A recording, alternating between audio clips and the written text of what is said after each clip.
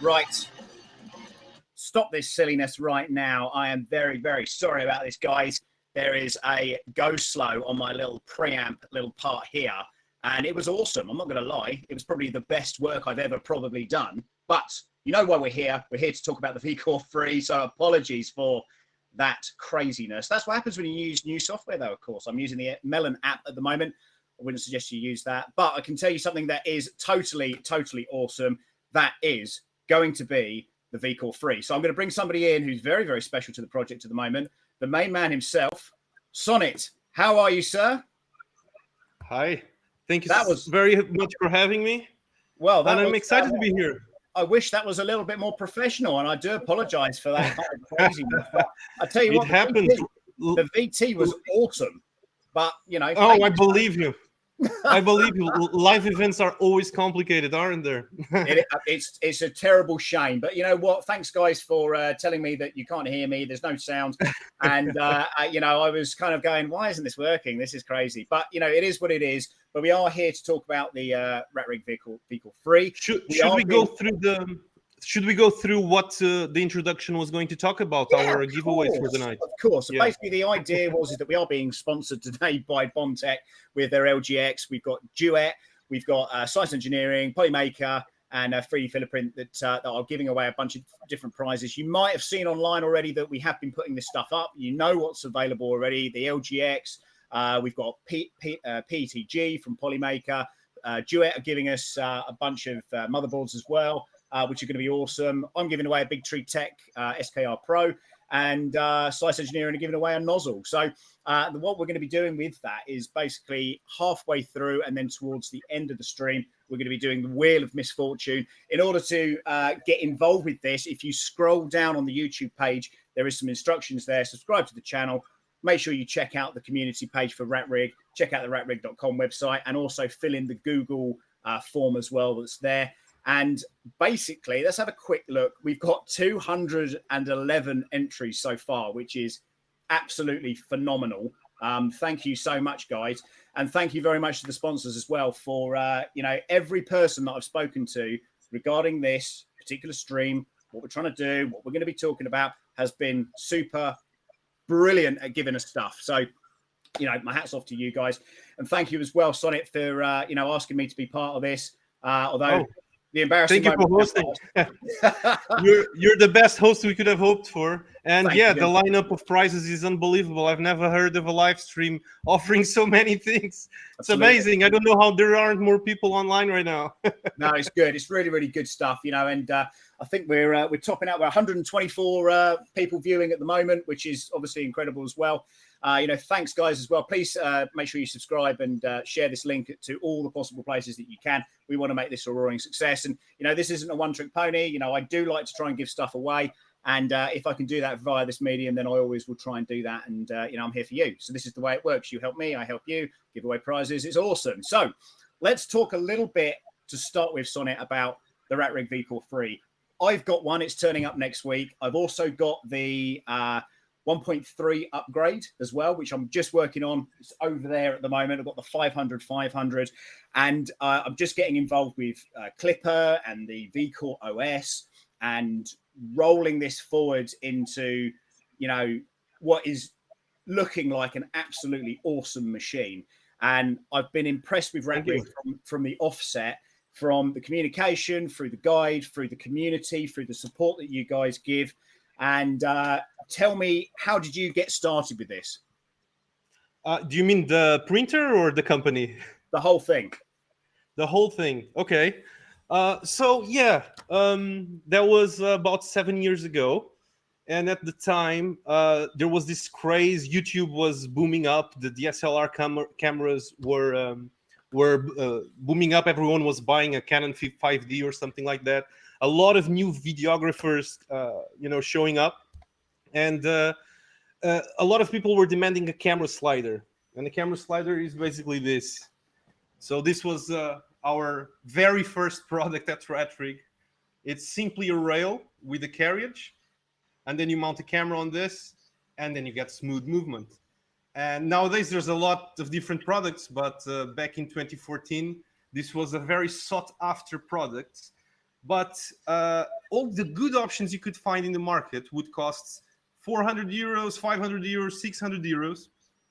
And this company was born out of the outrage for these prices, because we felt like, I shouldn't be paying 500 euros for a rail with a carriage, There should be a better and cheaper and more affordable way of delivering this product to the market. And this is the problem we initially approached. And we got this solution, which is still very popular and definitely one of the first drivers of our growth. It's a much simpler product than the V-Core for sure. But what happened at the time was, to build this product at scale, we chose to use open build parts and profiles as a platform. So because we had all of these components in the house, first we thought, well, let's start using this to build other products. So we started, pushing different ideas to customers. And whenever someone bought something, we would go after that person and ask them, okay, what did you think about that? How can we improve it? How can we make it better? Is there anything that is not working properly? And through this process of continuously, talking with our customers, we started developing a product line in the photography market initially. But eventually something very interesting started happening, which was we were selling profiles on the website. And imagine one day you receive an order of 7 profiles with 7 specific lengths. And the other day you receive another order for the exact same 7 profiles on those specific lengths. And these customers seem to be unrelated. So you go and dig a deep further, and you find out that there's people using these parts and these profiles to develop, solutions, upgrades online. And our first thought was, well, if people are already doing this and other people are trying to imitate them, maybe we can just create kits to help people doing these things. And what were these things at the time? People were trying to upgrade existing 3D printers, like the Prusa, like the Anet A8 at the time. These were, good enough printers, but that had terrible frames, and people started using our profiles to make frames, right? Yep. And we started offering bundles of parts so people could upgrade their Prusa or their Anet A8. So the thing was developing slowly to the point where eventually we started offering frames for the Hypercube Evolution, for example. And once you start offering frames, people start asking you, oh, we also need printed parts. Oh, we also need this. Oh, so eventually it stopped being about us pushing our ideas to the customers and started being about customer pull. So customers were telling us exactly what they wanted, exactly what they needed. And our job was to hear attentively and, try to supply whatever they wanted to do. And eventually we developed the very first V-Core, and we created the Facebook group. And to be honest, we didn't have a lot of prior experience in 3D printing. So our approach to delivering this first version of the product was a lot like this. Okay, this is what we came up with. Let us know what you think and tell us how we can make it better. And the idea of the community starts precisely by being this. We're not saying we are the final words in what the product should be.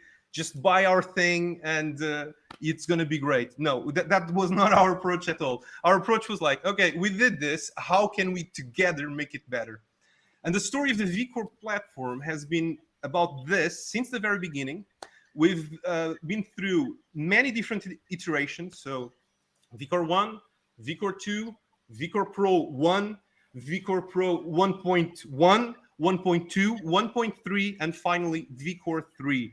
And what's going on throughout this entire product line is that we're releasing a new version.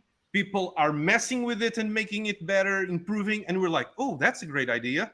Maybe we should do something like that. And it kept evolving. And this is the V-Core3. And as far as we are concerned, this is not the end of the process. V-Core3 is not the final say on anything. It's a work in progress, and it will continue to be, onwards into the future as long as people like it. And that's what we're here to do. So with the photography stuff, are you still involved with that particular market? Oh yeah, definitely. It's still a good part of our sales, but it's definitely the case that 3D printing became our main market over the years. That's not how the company started, but it became, because 3D printer customers are normally makers. They really have this mindset of tweaking, building their own solutions.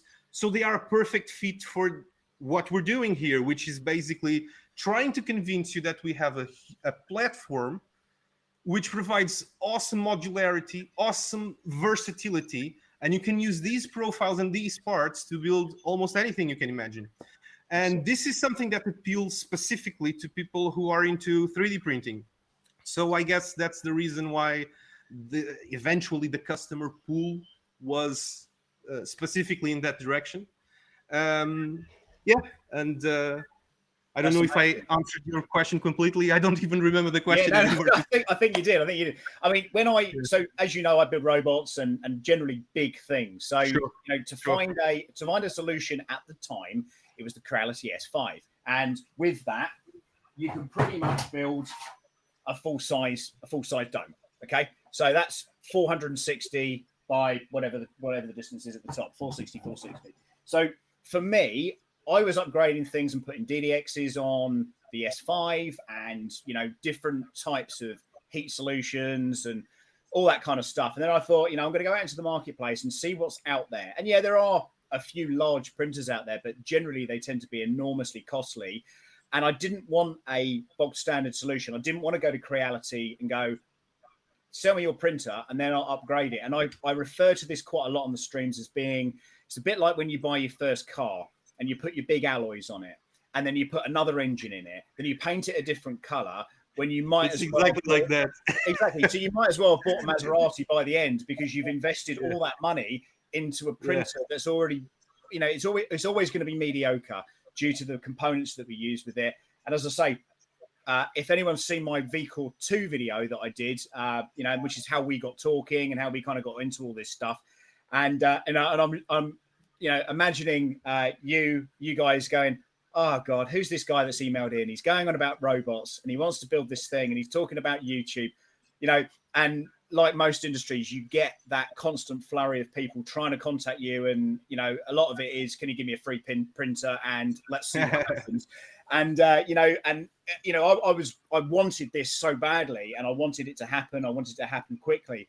But my personal view on it was that I didn't quite realize and understand the size of your business because I'm so used to the Amazon kind of way of working. So, I order it from China. It's been mass produced. I get it. I have to repair it. And you look at most of my streams that have been, I've got enders and things that have been sent out to me. Every single one of them has needed work. But to build your own one for the very first time, and that is a pleasure. And certainly if you're into Meccano and Legos and things like that, and you've been, when you've finally built that product and it's your own and you know how the fundamentals work, you've got backing of the community, that's incredibly empowering. And when we were talking about doing the stream, you were talking about that community. And I think the reference was, with RatRig, we want to make sure that we're humanizing this process and humanizing the business. So people know who people are, although behind the scenes, as today proves, you're running at 300 miles an hour getting stuff done because that's super important. And obviously I'm down on the pecking list where I'm going, can you send me this image about such and such? But I get it and I understand it. So just going back to, you've launched a product. In fact, you've launched a couple of products over the last 12 months, the V-Minion and the V-Core3. And you've spent an enormous amount of R&D in that kind of area. What motivated you to go in the middle of a pandemic? You know what? Let's put this product out. And how has that gone?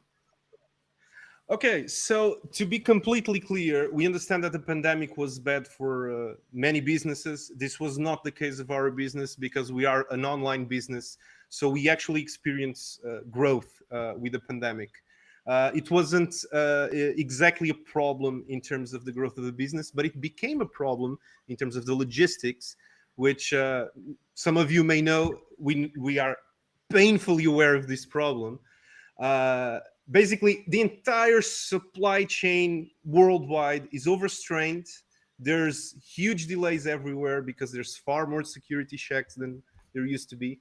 And this means that there's a lot more lead time from our suppliers. So we need to be predicting our needs with a lot of time in advance. And this becomes exceedingly difficult when you're growing very fast, because you can't really predict what you're going to need in 2 months if you don't know how much you're going to be selling in 2 months. So this has been a huge challenge, specifically in terms of stock management. We have two of the best people in our team almost exclusively dedicated to this specific issue right now. So there's a lot of effort going on in the background, I can tell you that for sure. And I can also say that we're starting to feel pretty cramped in this warehouse. We moved here in early 2018. So we started in a garage, small garage. We moved to a warehouse. Then we needed more space. We moved to this warehouse, which is 5 times bigger than our first warehouse. And when we got here, the place felt so empty that we felt like maybe we should rent out some of these rooms or something, because the company is not, occupying all of this space. It took us about 6 months to start, filling up the entire warehouse. And by now we're at the point where we're stacking everything up to the walls because we're running out of space. And I predict that very soon we'll have to move to a new facility. So it has been a history of growth. Specifically, why did we launch these products when we launched them? The reason is we started the R&D process in the beginning of 2020. And this is exactly how long it took to go from an idea to a finished and tested product, because we're not the kind to just put a product to market without having thoroughly tested it. We have a better testing team specifically for that. So this is exactly how long it took until the product was ready to be launched. And as soon as it was ready, we launched it, because we can't be screwing around. We need to be constantly moving forward. And doesn't matter if it was the right timing. The timing is not always right. What matters is that you keep pushing forward and doing new things, and that's what we try to do. Definitely. Well, you're definitely doing a great job on that. Just so some of the people that are popping the comments in and things like that, lots of really positive vibes coming from you guys. What we're going to do on this particular format, and it would have explained it in the VT that obviously went wrong, but what we're going to do is towards the middle and towards the end, we're going to do a Q&A session. The questions will pop up on the screen in the middle part, and we'll obviously ask you those. And then towards the end of the stream, if you're still here, hopefully everyone will be, towards the end of the stream, we invite people on, and if they've got some comments or they want to make, want to ask you a bunch of questions, then we're going to do some really short spacing for those people to come on and basically talk to you as well. Sounds great. Actually, I want to take the chance to thank you for this opportunity, because most of our communication is via text. And this is inherently, cold, detached, distant. And I think it's great that we have the opportunity to show that we're people trying to help other people. I think that's important. That's important. Absolutely. So thank you for the opportunity. I've said this before. I only will back products and market products that I solely do believe in. And like I say, you guys have been great. You really have. And again, it's about picking your components for your particular hobby. So as I say, but a lot of the stuff you can buy off the shelf, it's the general marketplace is so vast now. People are using this for all kinds of stuff, but to pick the stuff that I'm doing and saying, well, I want efficiency, I want it not to jam on the nozzle, I don't want heat creep, I don't, you're providing the bones for this, and then you then add the rest to it, or you buy it through Rat Rig. Obviously, you've got approved agents and things like that. So yeah, that's interesting. I just wanted to say, because it's interesting, it's another example of customer pool. Our specialty is hardware. We never wanted to be an electronics store. No. But the problem is people don't like to source things around the world. So from the moment you provide some of the hardware, they will keep asking you, what about this? What about the board? What about the hot end? What about the extruder? So over time, we just had to, follow what the customers wanted. And we're not that far right now from having what you could call a turnkey kit, which includes every single part that you need to get a printer started. But it's interesting because it was never our intention to make it our core business to also sell electronics. It's just what customers wanted, and we need to do what customers want, don't we? So you touched on a minute ago that you've got a beta team. People are watching this stream right now are going to want to know how to get involved with that. How could they get involved with that? Is there space and opportunity right now? Okay, so basically our beta team is not something you apply to. Okay. You are picked and invited to join our beta team. And this is basically going to be a consequence of how active you are in the group, what we see in you, if we see that you are an expert, if we see that you know what you're talking about, if we see that you have expertise that maybe we don't have, then we will be the first to approach you and ask you, well, would you be interested? Would you be available? So it's a bit like this, how it works. So if there's people wanting to get into the beta team, the only way to do it is just being an active member of the community, and eventually you may receive a contact from us. Cool. Well, I've got a couple of other questions for you straight away that people have said to me, what about shipping to the US? Is it grossly more expensive than it is, like everybody assumes it's going to be? How does that work? Yes, it's far more expensive than shipping to Europe. That's definitely true. But one of the ways we want to improve those shipping rates, we have a warehouse in the United States where we can store stock. And if customers are willing not to have a very customized machine, what we can do is send some standard units of the machine, so what we've been calling the default configuration of the machine, and we can probably have them there. So it's kind of an off-the-shelf kit. If people buy a default configuration, they can have it shipped directly from the States. If you want a custom order, at the moment, the only option we can offer is buying it directly from us, which will entail high shipping costs. Unfortunately, we're not selling stamps, which are cheap to ship. The stuff we ship is very heavy and very has a lot of volume. So yeah, there's no way around it, to be honest. Unless you want boat shipment or something like that, it's always going to be a bit expensive. Fair enough. I tell you what, talking about community, should we bring in a couple of the members of the community? Sure. I'm very excited to have Pavel and Mikkel in the stream today. These are two. So basically, the story of these two awesome guys is they were users. We didn't know them. I don't think they knew each other before RatRig, and they were part of the community, and they were extremely active members. And Pavel is famous in the community for having developed an improvement for the V-Core Pro originally, which was called the Easy Mod. A lot of people were interested in this improvement that he made for himself, but we went and talked to him and said, why don't we make this part of the main product? And the main product. So this is just to say that this is not exclusive to these two guys. These two guys just, came forward, showed their interest and got involved, and we got involved back. So basically, initially Easy Mod was developed as an improvement for the V-Core Pro. At the time, we only offered the Bowden solution for the V-Core Pro, but there were a lot of people wanting to do direct drive, and these people were designing their own mounts for their extruder and out end options. And then Pavel comes along and designs a beautiful, mount for his carriage. Everyone is like, ooh, could you do that for this extruder? Could you do that for that other hand? And then Pavel started thinking, maybe we're onto something. This is something people want. Again, customer pool, isn't it? So basically, he started working on a modular system, which allows you to, combine different hot ends and extruders. And this was hugely popular.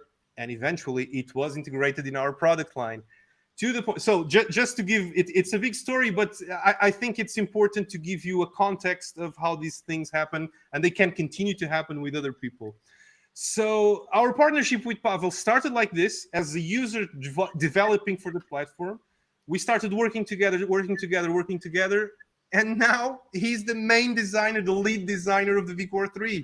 And it's a community design printer for all intents and purposes, because it was designed by our team, and then we're constantly pushing ideas to our beta testing team, and they're telling us, oh, careful with this or careful with that. Oh, you should consider doing this. So it's the development process is quite creative and quite interactive, and it's made of people who are users, who love the product and wanted to work on it, you know? So this is the story of Pavel, and Mikkel is another story very similar to this. Mikkel has been doing more for VCORE3 than we have as a company, because we simply don't have the response time and the responsiveness that he's been doing it, because he's passionate about it, and it's great. Sonny, all of a sudden your volume is shot up. So the technical difficulties don't just lie with me on this, thankfully. But you know, the worst thing about that, right, is that I spent probably 5 hours doing that today. 5 hours that I'll never get back. So I'm going to probably just publish that one video on my YouTube channel later for everybody to enjoy. So, you know, because you know, it's time management here. It's time management. Sorry. I know. And it must have been frustrating to, you know, having to go live after experiencing that issue. I mean, your ears should be really red. You're still really loud, though. We'll if your is this microphone has fallen off, or is this helping? No. Is it less loud? No? I don't know what happened. What about this? No, the same. Okay, I don't get it. Okay, we can deal with it. We just do this. I can be farther away from the microphone. Yeah, it's weird. Maybe. It's very odd. It's very odd. But is the sound distorting? It's just really loud. I don't know why. Okay. Well, the volume is at the minimum here. I don't not trying to wake up the zombies at the nearest cemetery. Cemetery. Yes, exactly right. Easy. Let me know if now it's better. Not really. No, I don't know what's happened. You've shot. Okay, I think I know. I think I pulled the cord of my external microphone. I'll take care of taking care of this. Let me pass the word to Pavel, and hopefully, if you want to speak with me again, this will be better. Okay. Let's do that. Let's do that. Pavel, how the devil are you? It's nice to see you with clothes on. I was confused. They were saying this or that. So I was lost. I listened to the wife in the end. Indeed. Good stuff. Well, thanks for coming on the stream. There is going to be another special guest coming up shortly, we hope. But if he does jump on or she jumps on, then we may have to just cut this a little bit short and come back to it. But obviously, Pavel, we started talking regarding the EVA hot end, which you masterminded and have done a huge amount of work with. And I was enormously impressed with that. And as you know, because then I went around and spoke to lots of people that I've had communication with and said, hey, have you seen this? And off the back of that, what was really cool is they were going, where's this come from? Can I please have contact with that guy? And, you know, that's enormously empowering when, you know, you're putting two powerful forces together. How's that experience been for you? Boring from the sounds of it. Don't know what to say really. Yeah, you were involved in a huge boost and all that. I was Eva was started to becoming more and more visible, which is important because then more and more people give feedback and you know, look at it, and there's more ideas to put on it. Like Eva 2 was like a huge chore is probably not the best word, but it was a lot of work. We tried to release that like late last year, and there was so many people like throwing in ideas that they didn't fit in the initial 2.0 release. Immediately after that, we put 2.1.0, EVA 2.1.0 after it, because there was so much ideas pouring in, and yeah, that's So That's how it's just great. for people that don't know what either is, could you just explain very quickly about what it is and how it came to be? So the idea generally is that, you know, um, 3D printer producers tend to have maybe deals with different or specific manufacturers of hot ends, or maybe not. They just choose one, and there's like a V6 on everything or this on everything. Where it should be the user's choice, right? So if it's supposed to be a standard, right, of where your, for example, idlers are on the Core XY machine, if an printer is EVA compatible, then you get everything that comes with EVA, which is all that modularity, right? So if you want an LGX or a Titan or a BMG, if EVA has it, then yeah, then you can have it on your printer. You want a different hot end, you want a different bed probe, no problem. You want a super cooling solution that Mikael is working on right now with super sniffles, right? It's probably going to be happening. So yeah, so there's the standard, and out of that standard, things grow. You know, what's been quite curious about the evolution of the printer and the EVA and other things that have come along. When I first got this, I bought the RatRig Pro, I think it was called, V-Core Pro. Then all of a sudden it was the 1.2, so I bought that and then upgraded it. Then all of a sudden, then I see this 1.3 coming out. Now I'm seeing EVA 1, EVA 2, EVA this, EVA that. And then tonight, Mikael's even put something on to say, oh, I've just tweaked this tonight.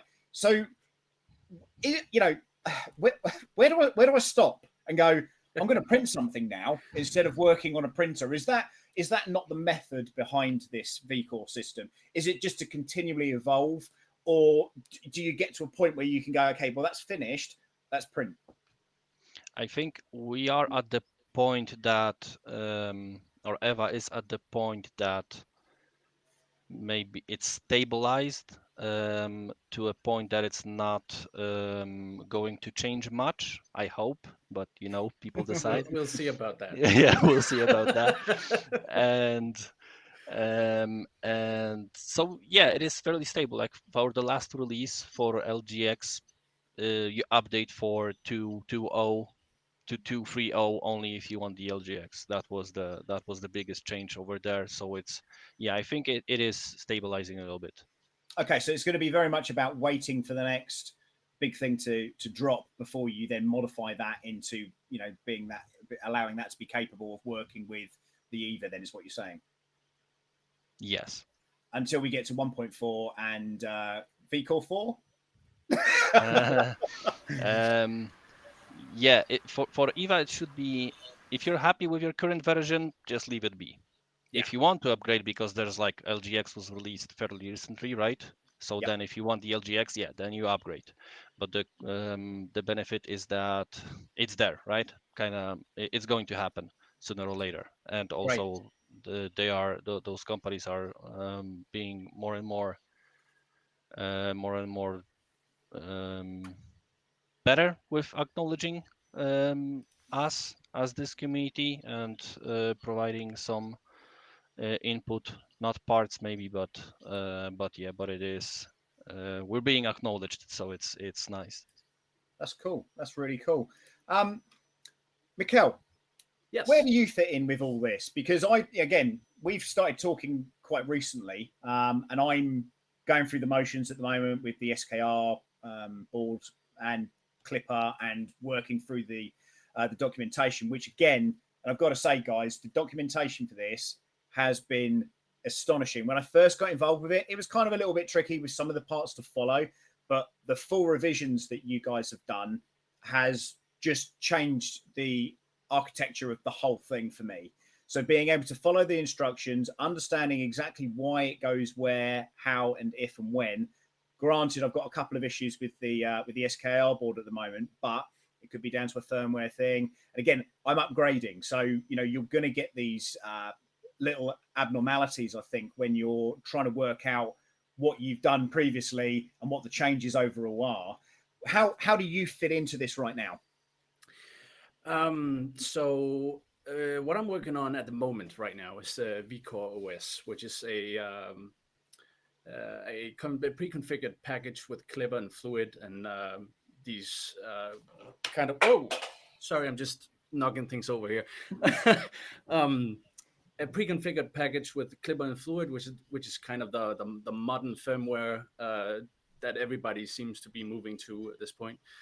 So I've been working a lot on making that an easy transition for people because many of our users come from either RF or Marlin, and that's quite a different experience than Clipper is. So there's a lot of new things to learn there, and I've been trying. You can see that Pavel's picture over there. That's a screenshot of Fluid running. So what you're trying to do right now is put VCORE OS, which was written for the V-Core3, on your VCORE 1.3. Yeah. And that's a little different because the build path is very different to the from the V-Core3 to the 1.3. So everything's basically reversed on your machine. Yeah. So VCORE is set up for the wiring, if I can speak correctly, wiring diagram. It's funny because I've had a problem. Sonnet's had a problem. Now you're having a problem talking. Yeah. Pavel, what have we got to miss from you, dude? What's happening next? Do continue. Sorry. Yeah. So the goal for VCORE was that if you follow the guide, build your printer like in the guide, and you wire your SKR and your Raspberry Pi and all that, like you see in the wiring diagram, you should have a working printer when you flash an SD card, and that's basically all you have to do. There's a bit extra, a couple of lines you need to uncomment to tell Clipper about your printer size and things like that. But that's basically all you have to do. There's no fiddling with the command line or any of this. You just pop it in and run, basically. That was the goal. It seems like we're kind of there on the VCORE3. You can't do it on the 1.3 with the current version, but maybe that's something we could add. I'll look into that. But yeah, that's why you're having trouble right now. That's because everything is upside down. Well, you did promise me we would definitely get it working, and yes, I will make sure it works. We'll definitely work that out, and and sort it all out. I see that a buddy of mine, Tim, who's in Canada, he's talking about getting the 500. Just do it. I promise you, you will not regret buying this printer. I think it is the best possible printer that you can purchase for the kind of stuff that he does. And we do a Friday night, or every other Friday we do a robot building show talking about how to 3D print stuff that then moves around and does a whole bunch of crazy stuff. I'm doing a little robot that, because we've just had a baby, he's 2.5 weeks old, that opens a flap and launches dirty nappies out at my neighbor, who I hate. So it's a fun and games relationship. We get on fine, but I kind of figured it'd just be sort of funny to do something like that. And what you do with your 3D printer is kind of your business, if you know what I mean. So I do it to build robotics. You guys, what do you use your 3D printers for? What's the situation there? What's the point? I guess. Okay. Do you want to start, Paul, or should I? I print printer parts all day. Yeah. I bought the V-Core Pro 1.2. What was that? That's a little over a year ago now, I think. Just about a year ago. Doesn't matter. I bought it to print custom keyboards. And so far, I've printed one. I've printed this one. Hold on. Printed this. This is from the V-Core. This thing. Oh, right, okay. But then I saw what Paul was doing. Actually, I did that before I got into the whole thing, and I was like, okay, this is something different. I haven't seen this before. I wish this was on my other printer. So I started kind of tinkering with things, and I saw people put cable chains on theirs, and they started doing all kinds of mods, and I've always been a tinkerer, so I had, of course, to get involved. So I started doing things, and yeah, I think that was just right about the time when the Discord started too. So we were not that many people. I think we were like 20 people or something at the start, and then it felt like this tight knit family of people just having fun with their printer, not really doing any of the things that they set out to do in the first place. Can I chime in? Yeah. Just wondering, is my microphone fixed or not? No. No. Can I get out and rejoin? Because I think that will sort the issue. I will do that, and I'll come back in a second. Cool, no worries, no worries. Mikkel, if we can carry on, just where do you find the Discord channel? What's the name of it? How does it work? How do you operate it? So there's a link somewhere on Facebook. There's one on the EVA page, and I can paste one in the chat here for people, cool, so they can join. I guess Paul can answer what it's about. He created it in the first place, so. The Discord server? Yeah. What's the aim of it? Well, Facebook doesn't work always, not for everybody, and not for quick responses. So it was just a different medium for what's going on RatRig's page to talk about something quickly. Like post-based is maybe better sometimes when you want to go back to it. It's hard for me to follow Discord, for example, but yeah, it's a tool like any other. So we just have more tools to talk about RatRig related stuff. We added CNCs, their CNC channels recently. I hope to learn stuff about it. My neighbors will hate me, but I will get a CNC. And yeah. And a bunch of EVA stuff. If you want like EVA bleeding edge early access, that's the best way to find that stuff if you want to test things out before they get released. So there's a few people on here that I'm reading at the moment about printer size. Now I can see 3 V-Cores, possibly 4, but one behind Pavel. What sizes are you guys working with at the moment? Well, I know Mikkel is compensating for something. I have the smallest ones. Well, I stepped down a size. That must mean something. I started with a 500 millimeter 1.2. That is now 1.3, and this is a 400 millimeter. Cool. That's exactly what I've done. Bizarrely enough, I think once you've got that 500, you just kind of like that. My ideal. Originally, before YouTube started blowing up for me, I was thinking, I'll have a couple of rat rigs, this one, and then I'll buy the bed slinger, the V-Cast, and then I kind of like the Minion printer as well. And I thought, that'd be all right. And then other stuff started happening, and then all of a sudden I'm like, I've got like too many printers to. Don't get me wrong, I'm using them all because I'm building all the time. But I just want that one that I've built.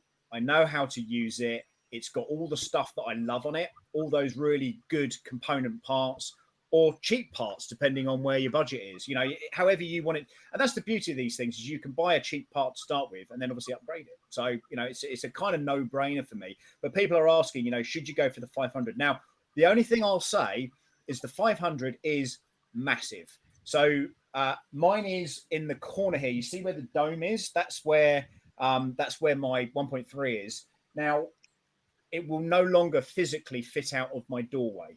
So it's in here now. My pregnant wife and I, and it's not that heavy, we lifted it in from when I was building it, placed it here, and there is no room in my studio for this thing. It is humongous. I think it's... May I interrupt?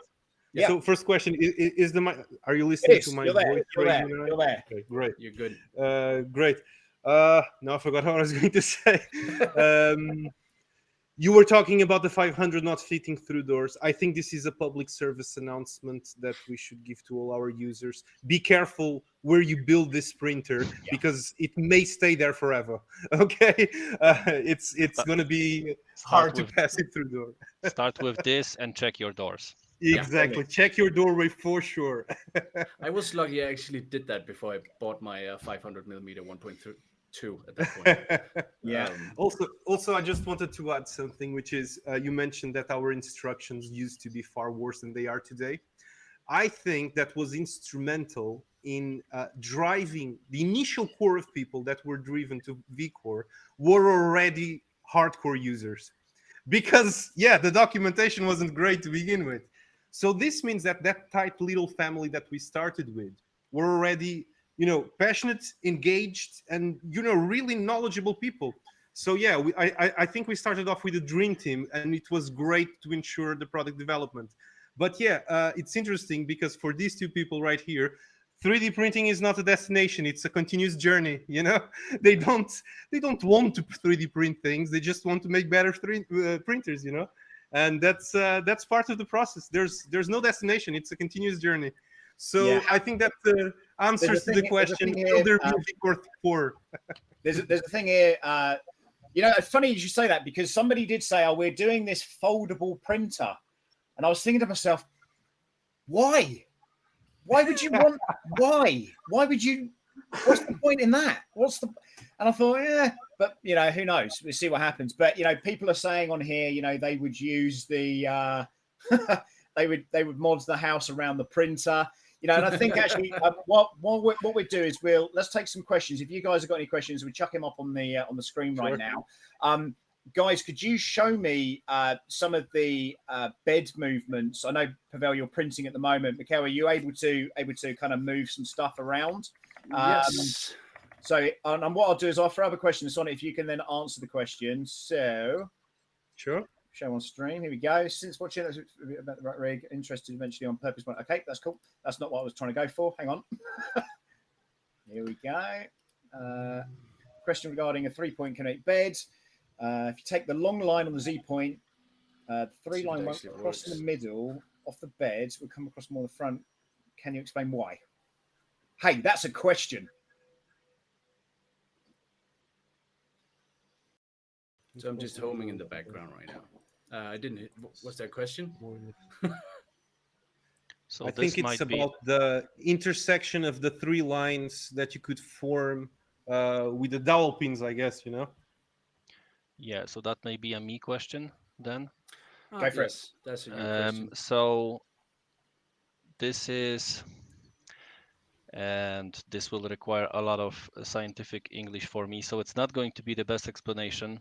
The one English word I know for it, because I'm Polish, if that wasn't obvious, is a centroid, I believe. So you find, you draw a triangle out of the 3 points that you have, and you find a middle, because there's many middles to define on a triangle, and that's where the lines should meet, if the 3 points are not constrained by anything. If you would constrain one of the points, like I don't remember the name of that printer, but there are like printers like that. If you constrain one point, then it's going to expand differently from that point out. If not, then you assume it's from the middle out, and that would be where you want it to be, for it to be constrained, for the bed to be constrained in X and Y on your printer. Okay, well, I hope that answers your question because I've got no idea what you guys are talking about. I'll come with an easier one. Connected late. Question is on how production is going on the terms of orders from 3 weeks to 1 month ago. How are things going with that? Well, all of the company, not all of the company resources, most of the company resources are focusing on ramping vCore3 production. And ramping up production, developing a prototype can be a challenging task, but ramping production is also a very challenging task. And as I've mentioned earlier, we are dealing with very complicated problems about having to predict our needs with a long time in advance. So we are ramping production. This is what I can say for now. There will be, difficulties in some vCore3 configurations because there's so many different, add-ons and customizations that people are asking for. So I would prefer not to give any specific answers. If you need a specific answer, you can contact our support on a case-by-case basis. But what we can say is that we are very aware of the need to ramp our production as fast as we can, and we're very focused on doing that. Right, Minion release date. I want it badly. Don't forget, we are also going to be giving one of these away tonight on this stream. Thank you very much to RatRig once again. Don't forget to put your names and everything into the Google VCORE question and answers form. And we are standing at 279 people that have entered the competition, which is just insanity. When's it coming out? So at RatRig, we never schedule release dates. We work with a principle which is a product is launched as soon as it's ready and never before that, basically. So the V-Minion wasn't launched yet because it's not ready yet, and it's not ready yet because it still needs beta testing. Beta testing is not something we can predict how long it will last because it depends on what beta testers will find. So basically, what I can tell you is that the first batch of V-Minion ever produced is already shipping out this week to our beta testing team. We will hear feedback over the next few weeks. I mean, let's imagine if everything runs very smoothly, I would say that probably 2 months, 1 month and a half would be an optimistic timeline for starting delivering orders to customers. However, do not consider this a promise. I would have to check what I'm saying first. Right. Well, thanks for that promise. Let's move on. No, I joke. Hey, David, I hope you're well. Clipper, is there a working config file? Yes. Yeah. There is. Nice, There's an entire working configuration for you with everything. You just need to flash an SD card and put a firmware file on your SD card for the SKR Pro, and you're pretty much set. Right. So here's a measurement question. I have a 79 centimeter doorway, smaller than standard, and will the 500? Oh, I don't know actually. I think that would be kind of depends which. Yeah, the 1.3 in 500 millimeter mode would fit through that doorway. I'm not sure the VCORE3 would. No, because the metalwork is that much bigger as well, isn't it?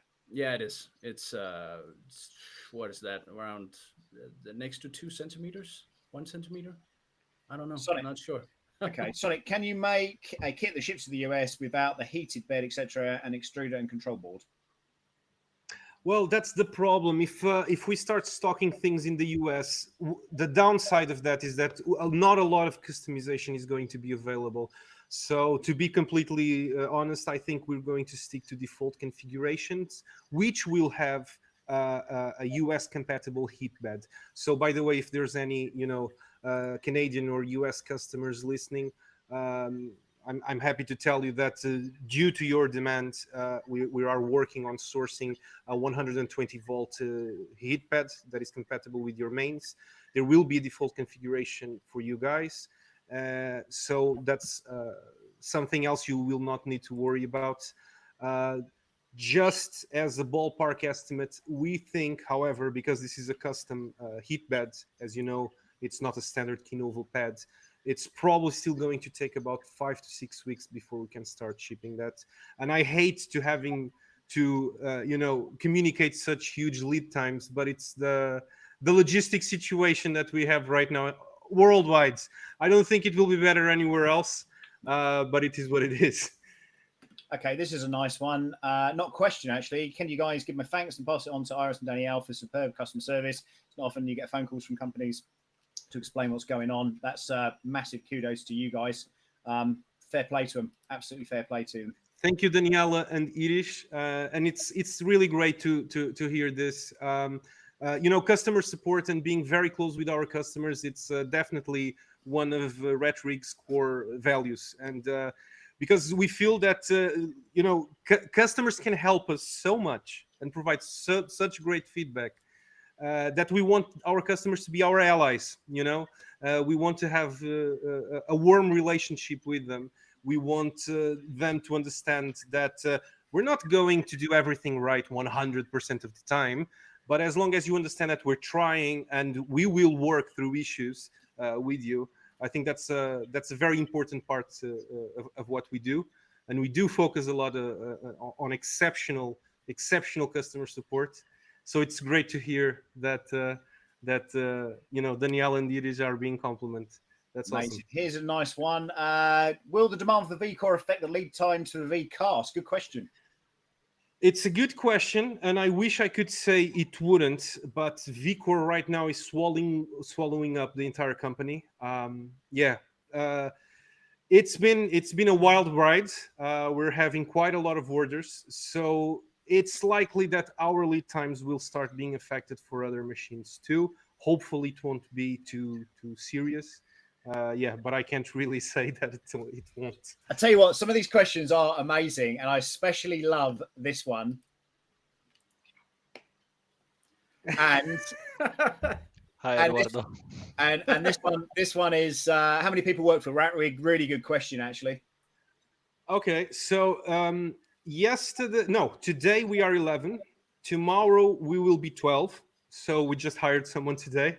And I think that number is going to be very outdated very soon, considering what's going on here, to be honest, guys.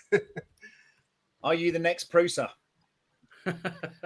Well, we're not trying to be the next Prusa, to be completely honest. I think our philosophy is very different, and it's a philosophy above everything else about community. What we want is community involvement, and we want to be a part and a contributor to the community. But our main goal, our aspiration, what we've been trying to build and we want to continue building is a community of smart people that want to share knowledge, that have their own expertise and want to meet other people with their own expertise, and they want to work on projects together, and they can share the same platform of hardware. So basically, we're here to try to provide a hardware platform in which anything can be built. And the idea is, what can we build on top of this continuously over time? So there's I hope that the tell me. Sorry for interrupting. Yeah, I thought you were saying finished. No, I just there's another angle to that question. If you think in terms of print quality, I could imagine if that's a guy who went to buy a printer right now, that was probably also one of his thoughts when he asked that question. Okay, in terms of print quality. Okay, Yeah. Okay. Well, I'll leave that question for Pavel then. If it's a technical question, sure. What do you say? What do you have to say, Pavel? I would rather. I always feel embarrassed when I need to praise it, because I was so involved. I'd rather redirect that to Mikel, especially that he's way better with way better of a user than I am. I wouldn't get. I moved from Duet to Clipper over here, and he had like 2 days of me nagging how to do this and that. So he's way better with that, and he has it set up way better. Prints much nicer. Maybe not. Maybe, I don't know. Okay, I'll tell you what, listen, guys, we're gonna move. There are questions coming in thick and fast here. I'm keen to try and get through as many as we possibly can. So short and snappy if we possibly can with some of these. Sorry to be that guy. Does the RatRig OS or VCORE OS, Mikhail mentioned earlier, have a resume from power loss functionality? That's actually a good question. I don't know if that ships by default with Clipper, or I actually don't even know if that's a Clipper feature. It should be, but I haven't actually investigated that. I'll look into it. Okay. If it's possible, I'll get it in there. If it's not already in there, haven't tried and see what happens. But usually when the power goes off and your nozzle is stuck in a print, you don't want to resume anyways. But if you're doing a big print, it might be a pretty good idea. Okay, let's roll on to this one. In your view, what would you expect the lifetime of a given major hardware release, e.g. V3, before deciding to collate upgrades and advances into a new version? That's a good question, actually, because like I said before, I was amongst one thing, and then I was like, oh man, they've just brought an upgrade out. What the hell? And humanity, like if you order a, dare I say it, a new iPhone or an Android or whatever, humanity generally wants the latest thing. They want the latest fashion. Yeah. And I feel certainly like that when I see I wouldn't mind one of those printers, that's why I've stopped printing and carried on building. What's your thoughts? I think we can answer to that question with a relative degree of confidence. There was definitely a break in terms of upgradability when you go from VCORE Pro to VCORE3, because there's a change in the base platform. which goes from being 20 series profiles and M5 bolts and nuts, and you go to 30 series profiles and M6 bolts and nuts. So, in terms of upgrade path, it's really, basically, it's a new machine. And the reason why we chose to go for this transition, it's basically, again, because of the history of the V-Core platform. Initially, the V-Core was released as a machine with a 300 build volume. People kept asking us, can you customize this? Can you make it bigger? And we made it bigger. But for a 500 volume, the 20 series profiles didn't feel like they were, sturdy enough for a machine of that size, and we decided it was time to move away from that standard. If we want to provide and supply large format machines, we will need to base our platform on a 30 series, profiles. Okay. I would like. I don't think we will. Yeah, sure. Please Sorry. compliment me. I just wanted to add a short history about 1.3, because we were working on VCORE3. We were close to finish. We almost finished VCORE3. It was already tested and working nicely. And then Miguel from RatRig was like, "Okay, what about the existing users?" I was like, "Yeah, well, yeah, they would want 3-point bed leveling. Yeah, Pavel, yeah." So I was like, "Yep, back to the drawing board. We need another upgrade." Didn't Yeah, we did. I very much I like that history, because it was not an option to leave. People were buying. Thank you for bringing that up. Yeah. That's definitely a very important point. We did realize that by moving to a different platform, some of our users would be disappointed not to be able to upgrade. So we did go for the extra effort of trying to offer the closest possible version of a V-Core3 that could still be done on top of the V-Core Pro platform, which is 20 series based. We did do that, but we believe that the path moving forward is going to be based on 30 series. We cannot predict what's going to be the timeline for new releases, but we believe that there will be upgrade paths from the current version of the V-Core3 to the future versions. Yeah, that's for the foreseeable future. There will Okay, I'm going to run through these questions real quick, guys. Do you ship to Oman, in the Middle East? We have the conditions to ship worldwide. We may not have a shipping table for this country on our website. If that's the case, you can just email us and we can study our options. There's practically no place on earth that we can't ship to, but we don't necessarily have them all available on the website. Okie dokie. Are the lead times on the store currently correct? Could they be shipped earlier than 6 weeks' time?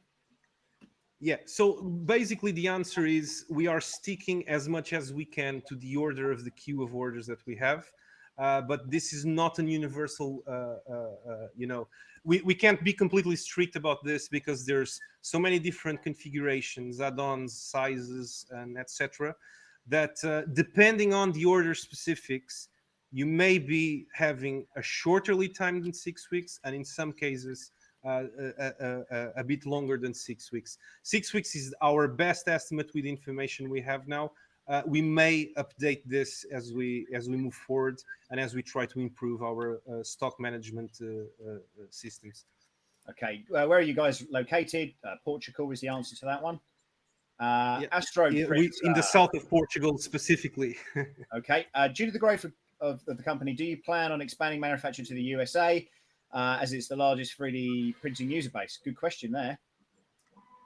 Well, so we will definitely be expanding our manufacturing. We are not a company with the size to be considering having multiple offices worldwide. So as I mentioned earlier, right now we're a team of 12 people. The effort we're going to try to do to better serve our American-based users is going to be, we already have a warehouse partner on the USA, and we want to stock some standard configurations of these products there to facilitate shipping times and things like that. I don't know how soon we will be able to transition to this, because as you know, we currently are dealing with a huge queue of orders. So first we need to take care of that. Thanks, Lars. first The other point one question here is, will you have any alternative printed parts available, like ASA or ABS? Yes. So basically, to be completely transparent, our print farm, we always printed on PETG. That is our expertise. We don't have expertise printing with other filaments, but for users who want to work with high temperatures and want to enclose the printer, we may need to offer an alternative. And we will be working on starting to provide in another high temperature resistant filament for those users. Yeah. Will the VCORE OS work on Duet? No. Okay. Now this is we won't go. Let's not go too deep into it. If the answer is no, keep on going for those who's watching the stream. I tell you what, actually, if you go to my last stream, does that code work now? Yeah, I think so. Yeah. There you go. So yeah, definitely. If you dig into Sam Prentice channel, you will find the code. We won't tell you more than that. Yeah. Are the giveaways happening or have we missed it? That's a really good question. They're just about to come up next, actually. And I tell you what, what's this? Who is all building was built RatRig? I am building, have built. Oh God, there's so many questions here, guys. It's just like crazy. Haven't used what slicer is used for VCORE3? I use Cura. Maybe for my sins. I don't know. What else we got here? Now, I'll tell you what, before we go any further forward, Mikhail, can we see your bed motion, please? Yeah, I was actually just doing it in the background because okay. I thought if someone wanted to see it, they could just watch it there. It actually just did it. So, okay, so what we're going to do it again. We're going to make you... Whoa! A feature. Here we go. Let's see if we can move that over. Yes, we can. And you can't see the printer now. Let's see if we can move that. Okay. Let's try that. There we go. There we go. Okay. All right. So I'll just turn the motors off here and get the bed out of level again. Just while you're doing that, I am going to mention as well that the next time I go live, I won't be using melonapp.com. It's obviously inferior to Streamlabs, and I'm definitely going to be going back to my previous software that worked really well, where I don't look like a Neanderthal when I go live. And I did see Mikhail's face laughing his head off when it was just literally going to crap for me. But thanks, mate. Appreciate that. Welcome. Anytime. All right, so here we go. So what it will do is probe 3 points in the bed. And then it will adjust the individual C-steppers to match the same height everywhere on those 3 points. That will level your bed effectively. You can adjust that and measure some different points if you want to. If your bed has a specific shape, you can try to get that perfect. But this is basically how it works. So it's a little noisy right now because I have it in performance mode. I was doing speed benches, but this is basically how it works. And you'll see now that it makes adjustments. There you go. If it's that out of level, which it will never be in practice, basically, it'll take a few tries to get it perfect. So we're going one more time here to check if everything is like it should be. It wasn't, so now it's doing another round. And I'll assume it's about level this time. Yes, now it's level. It's within 0.005 millimeters now. So it's perfectly level. That's basically it. Awesome stuff. Right, I tell you what. Oh, thanks, Nonstick. I appreciate that. Thank you for the support there, dudes. I really do appreciate that. Thank you, mate. Right, what we're going to do then, guys, is we're going to break just for a second, and I'm hopefully, and I say that with great anticipation here, I'm going to try and share my screen and try and share this first. Let's see what we can do here. Try and share the first wheel of names. So you're going to be, so I'm going to spin it 3 times. The 2 first winners will be winning Polymaker PETG, and then we will then move on to the BONDTECH LGX. So bear with me just for a second. Let's hit the share button. Thank you, Tripods Garage. Appreciate that. Here we go. And fingers crossed, everybody. Here we go. Right. Can anyone see that? Yep. Looks good here. You can see that? Sweet. Okay. Right then. So the names are all in there. There's actually 307 entries now, which is absolutely insane. Let's shuffle this round a couple of times. I think my name is in there, and if it does come up, then obviously we'll just ignore that one. So are you ready? This is going to be first and foremost for the Polymaker PETG, shipping anywhere in the world. Here we go. Let's hit the button.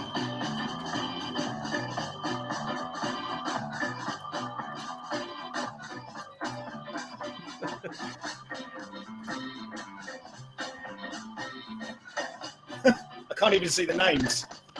That's a lot of names. Oh, so slow for the last part. Who is it? Tyson. Hey! Well done, Tyson. Make sure you get in touch with me. I have got your email address, and I will obviously contact you. Wow, that was insane. Very tense. Pavel, I actually think I can see your name on this as well. Have you? Did you enter the competition? No, but it's a very popular name here. Okay. Common, do you mean? Name. Do you mean common? Yep. Okay, here we go. PTG from Polymaker once again, shipped anywhere in the world. Here we go.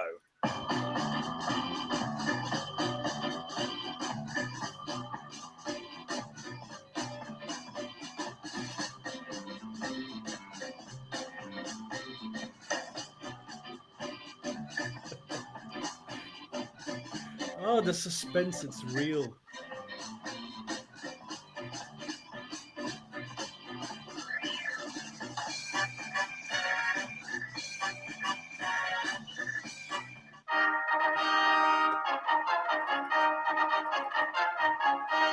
Alan Barbie, congratulations. You've won some PTG. I tell you what, that's tense. That's I don't know about you guys, but that's tense. That's tense. Yes. Well done, dude. Hope that sits well with you. Right. So finally, for this first bit of the show, we're going to hit it one more time for the LGX by BONDTECH. And they wanted me to say that it is the best possible extruder you can buy or be given away on this channel. Here we go.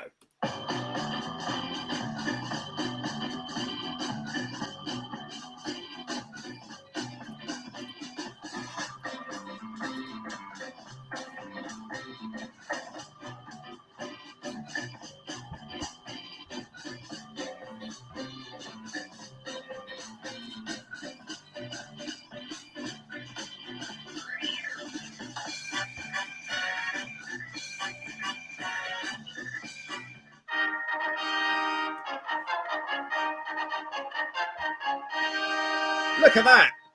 Filippo, you've won, dude. Well done. Congratulations. You have won the BONDTECH LGX. I've got your email. Please get in touch with me any way that you want to. Well, there you go. Crazy. So Congrats to the winners. That's that. Congratulations, guys. We will be coming back to that a little bit later on. Yeah. Whoa, Jesus. Okay, here we go. There we go. Whew. Yeah, get in touch. Get in touch. Well done. Well done. Thank you very much. We are going to be doing some more giveaways. We do have the fabulous V-Minion, which is just behind Pavel. I thought he was going to show it to everybody. Then he's not. There it is. Lovely. We've got the SKR 1.2, of course, as well, and a variety of other things. What else have we got? We got the SKR, the Duet board, and the V-Minion, and we also have the copper, the slice engineering nozzle as well. That's what I was looking for. Okay, let me just put that in. Look at that. What's cool about V-Minion is that it took me 3.5 hours today to get this far. Well, you've done very well. Yeah, Pavel. I got it today. Pavel is an extremely quickly beta tester. I was whoa, he received the order today and the full machine is assembled by now. Unbelievable. And I had to do the beta test activities, like count everything and fill out Oh, the you did Yeah, that too? yeah, exactly. Okay, I was about you're kind of cheating because you made the thing. Yeah, you don't know need where to look every at the little bit instructions. goes. Yeah. That's cool. That's very cool. Very, very cool. I'm getting text messages here from all sorts of people. Yes, we didn't win. Don't worry. There's more stuff coming up in a little bit, guys. Do you want to talk about that? Sam, can I address a question that I saw? Let's do it. So basically, there's a lot of people asking about the panels to enclose the machine and also the electronics panels. So our assumption from the start was that this was an optional part, that many users weren't going to require it, and that it was very easy to source locally anyway and probably cheaper, because the problem with shipping such huge parts is that it's going to be expensive. They will need good packaging. And we thought it wasn't the best idea. But again, as in the past, we thought certain things weren't good ideas. The customers keep requesting this. So we just want to let everyone know that we are actively working on sourcing those panels. Oh, that's a nice benchy. That's a very Nice. looking benchy, right? How many minutes was that? What's that? How many minutes was that? Quite a lot. 50. I have one right here that I Nice. printed in 20 minutes. Yeah, This show one. us the 20-minute one. This is the 20-minute benchy. I've seen on the community, I've seen a huge benchy a few days ago. I would like to see that one. Have you guys seen that? No. Yeah, I saw it. It's that's Vist Alert or Chris Nurse, right? On Yeah, Facebook. exactly. Yeah. That was it. Yep. That was it. Yeah. So just to it's finish my lovely, dude. point, so we are working on sourcing these panels. We can't confirm right now when we will be able to start supplying them. But for those of you who are concerned about that, I just wanted to share that we're working on it. Okay. Cool. Well, what I'm going to be doing, guys, I'm going to be closing the Q&A session on Google Forms. So if you want to get in for that final push, there's 1, there's 2, there's 5. Yeah, they're still coming. I'm going to be closing it in around about 5 minutes. We were expecting a very special guest, but I don't know where he is. So we're going to carry on waiting for that. I was checking my emails just a moment ago just to see if there was any word on the street on that one. Time differences, unfortunately, have these ways of being a bit awkward sometimes, and maybe he's still asleep. Who knows? But let's move swiftly on, shall we, guys? What is there anything in particular that you wanted to talk about in regards to probably Sonnet is maybe best placed for this? What sets you apart from your competition? What sets us apart? I'd like to think that it's above all else the fact that we try to have, instead of a cold, distant relationship with our users, we try to humanize it. And after all, we're still a small business, and we like people to get involved. We like to make them feel like we care about them. And yeah, I think that makes the difference in the long run. So what sets us apart in terms of the products is that no one is smarter than a huge group of people. And our development team right now, it's made of people spread across the entire planet and with different expertises, with different experiences, with different knowledge. And they get to work on kind of sandbox where it's where making mistakes is allowed. I think that's something that sets us apart from many companies. Companies try to always portray what we've done is a finished thing, is perfect, and you should love it. And we don't have that philosophy. We start from the point where no, this is an imperfect thing. Let's make it better. And I think that that approach has worked for us because when you're humble, what happens is that people want to help you, and that's what we've experienced over the years, that people get involved, and that makes us, it's like we're a very small team, but that gets to have the R&D team a massive company because of the community. Okay, I would think that's I've one got a of the question things. here that I'm going to have to highlight because he's paid for it. I don't make the rules here. Any research on VFA, very fine artifacts, motor choice, driver settings, optimization? That is not an issue I have ever encountered with Clipper on a Core XY machine. I'll say it like that. So no. And it doesn't seem to matter if you use 1.8 or 0.9 degree motors either. You don't seem to have that issue. Fair enough. I've got a question here that I don't even know the answer to because I can't read the question. Anyone? Yeah, Sonat, that's probably for you. Oh, sorry. I zoned out for a second.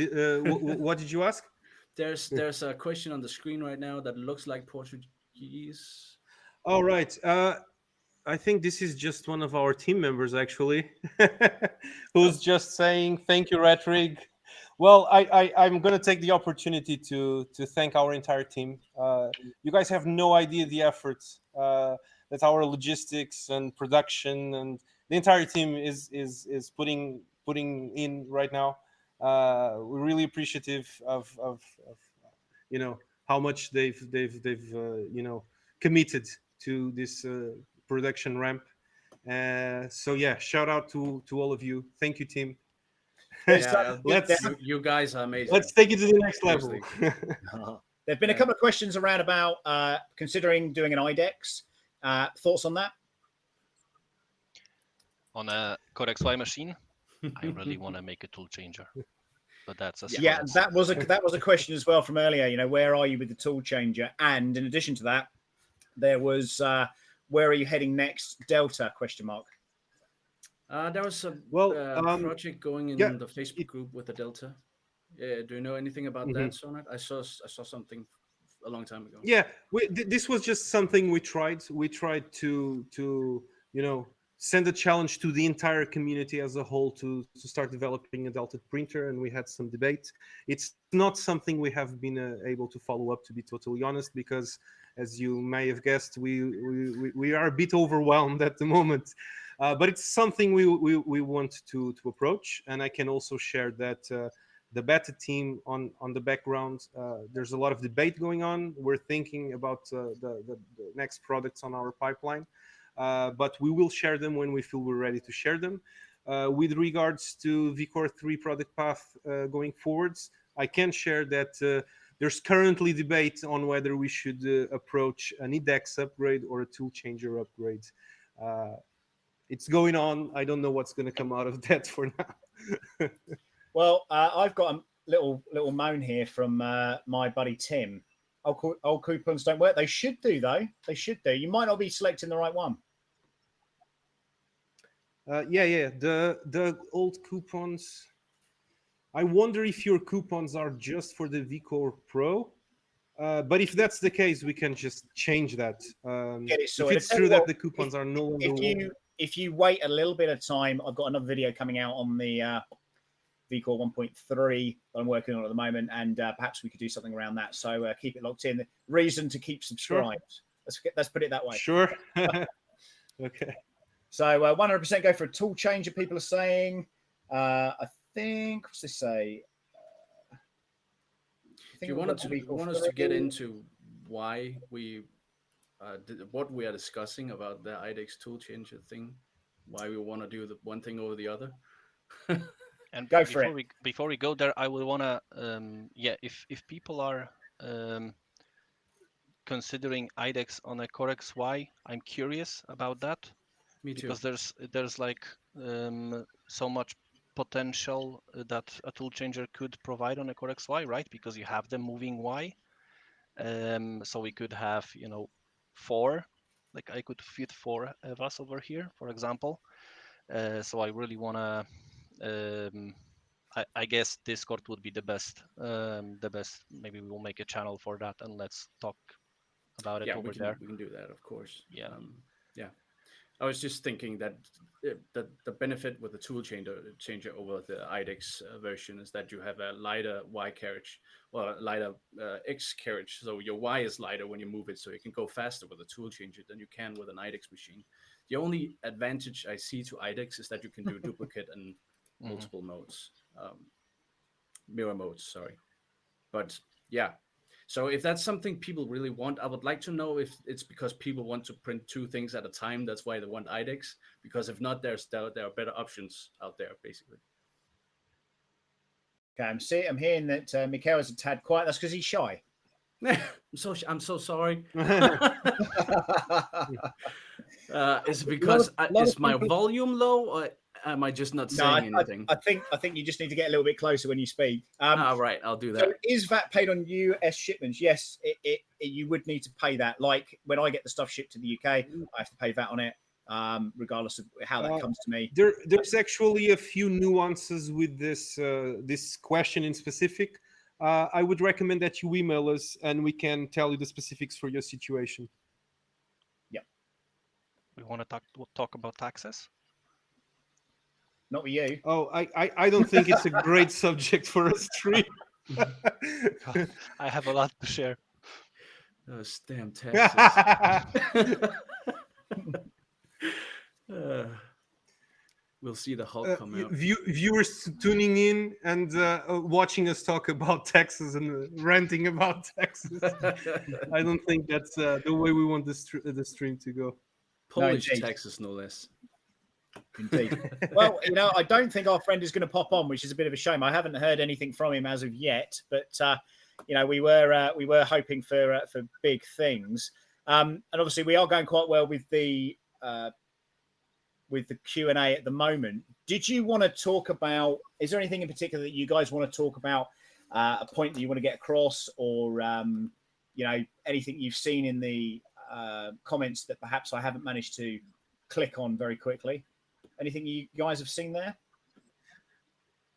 Not specifically, but I just wanted to invite everyone watching to join our community on Facebook, RatRig 3D printer community, and don't be shy. Get involved. We're a friendly bunch, and we've been doing things together as a community for about 4 years now, if I'm not mistaken. Join the ride. I think you will enjoy it.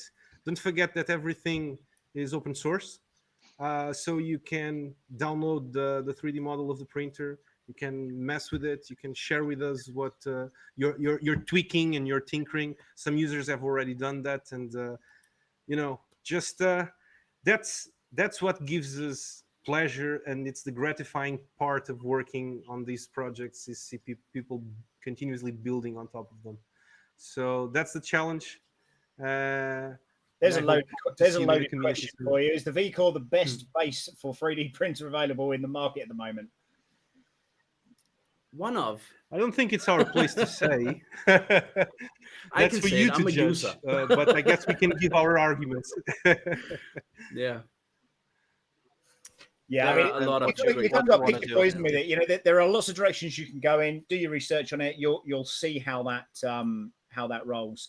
And there was a few things on. Okay, here we go. There's more questions coming in. That's how big of a roll of filament can you hook up to one of your machines? I'm about to put 8.5 kilos on this one, so watch this space. And I want to just join the group. Okay, that's cool. What's the price? What's the price on this printer? What's the price on this printer? The price of this printer. The big question. Well, you can go to the website to check it. It really depends on your configuration. There's no universal answer. It really depends on what you choose. So it's a machine kit which you can configure a lot of options. Okay, what's the most challenging engineering on the V-Core3? Was quite yeah, it was a while ago, but I think we spent a lot of time on the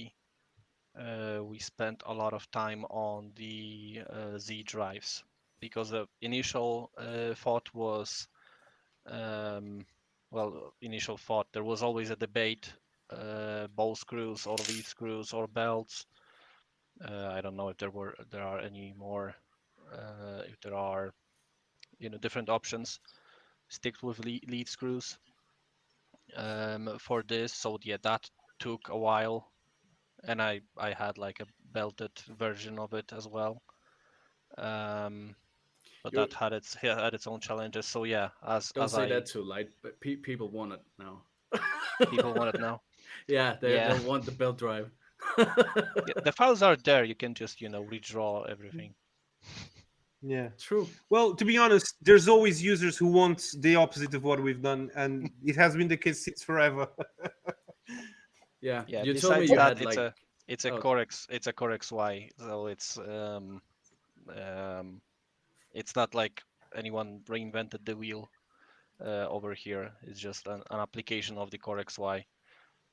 So yeah, probably the Z drives were the most challenging, and there were,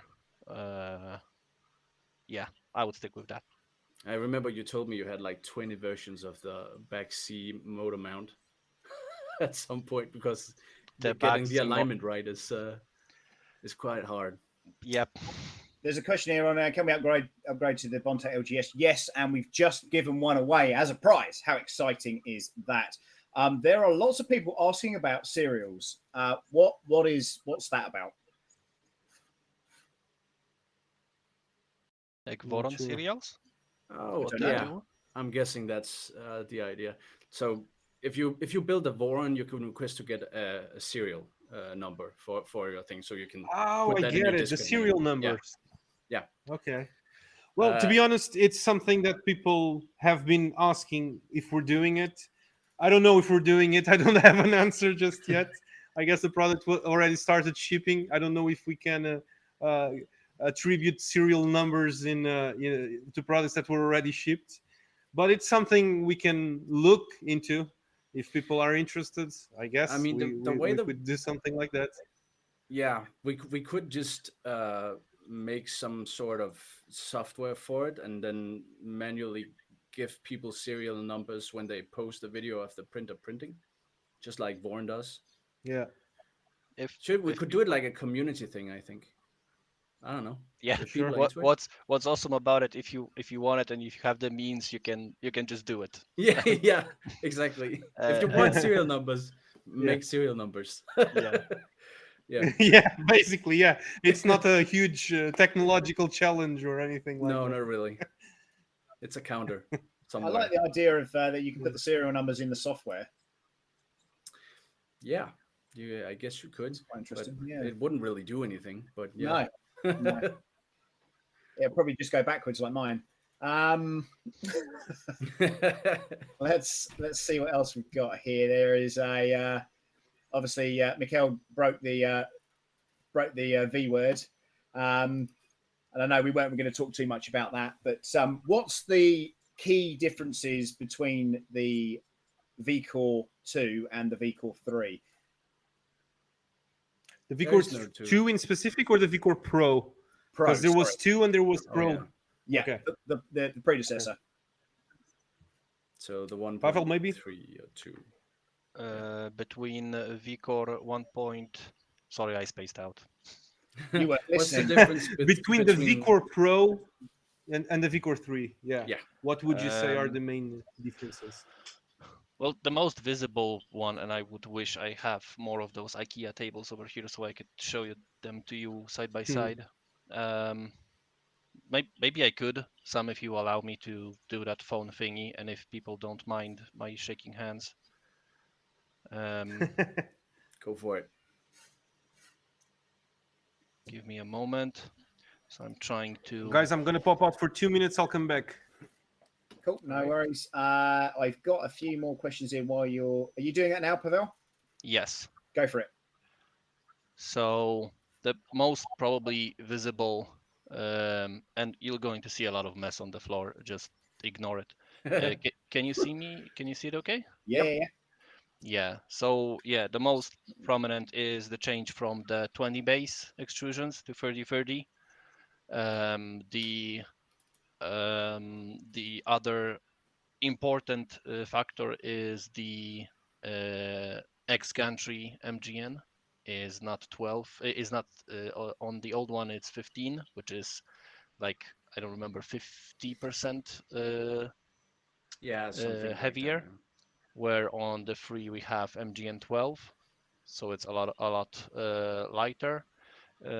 Yeah, there's this. I like to put electronics on the back, so I kind of won this debate where it's on the back, not on the bottom. That was also a debate at some point. So yeah, it's on the back, and we have you can see almost no wires over here, which is important if you have a curious 5-year-old. Then you can put side panels, or you can do something like that honeycomb over there, which is not even my idea. Yeah, it's actually enclosable now, as opposed to the. It is the old one. enclosable because the previous one had all of the Y MGNs over there. You can see it stick out over Yeah. here. So It's a people bit harder were to do. trying to put sides on it and like make slots for that MGN to run over here. This was like a requirement, one of the first ones to make it for it to be possible to be enclosed fully. And then and since the bed motion is similar, because you have almost the same arms, bed arms on it. Yeah, that's it. The motor mounts are a little bit different, so that's it. You can judge Also, by yourself. the motor's actually isolated from the print chamber, or the XY is at least. Oh, That's a yeah, nice feature. that's an important one. Yeah, thanks Yeah. thanks for that. So yeah, that was also a thing that we wanted the motors to be close to the electronics, but also if possible, if they could be outside of the chamber. If someone wants to make a chamber, then yeah, those are out there. Like, Smart. There's a few people asking about your display there, Pavel, as well. What we did speak about this earlier because I asked the same question. What is that? What is that display? I cannot pronounce that name of that AliExpress company. Visitech, right? Visec Visec or whatever. Yeah, this thing, and they call it the 128 by 64 mini LCD Yes, or right. LED, something like that. And it's NeoPixel, so it's here only. I don't even use it. It's only here for the bling because it Yeah. can be green. So Yeah, it it's is. nice. Excellent. So another user, another member of the team here is asking for how long does it take to assemble? How long does the standard config take to assemble for an average user? That's another loaded question. I guess it depends on skill set and your Definitely. time. Yeah, that's very hard to answer. I can tell you that I spent after work.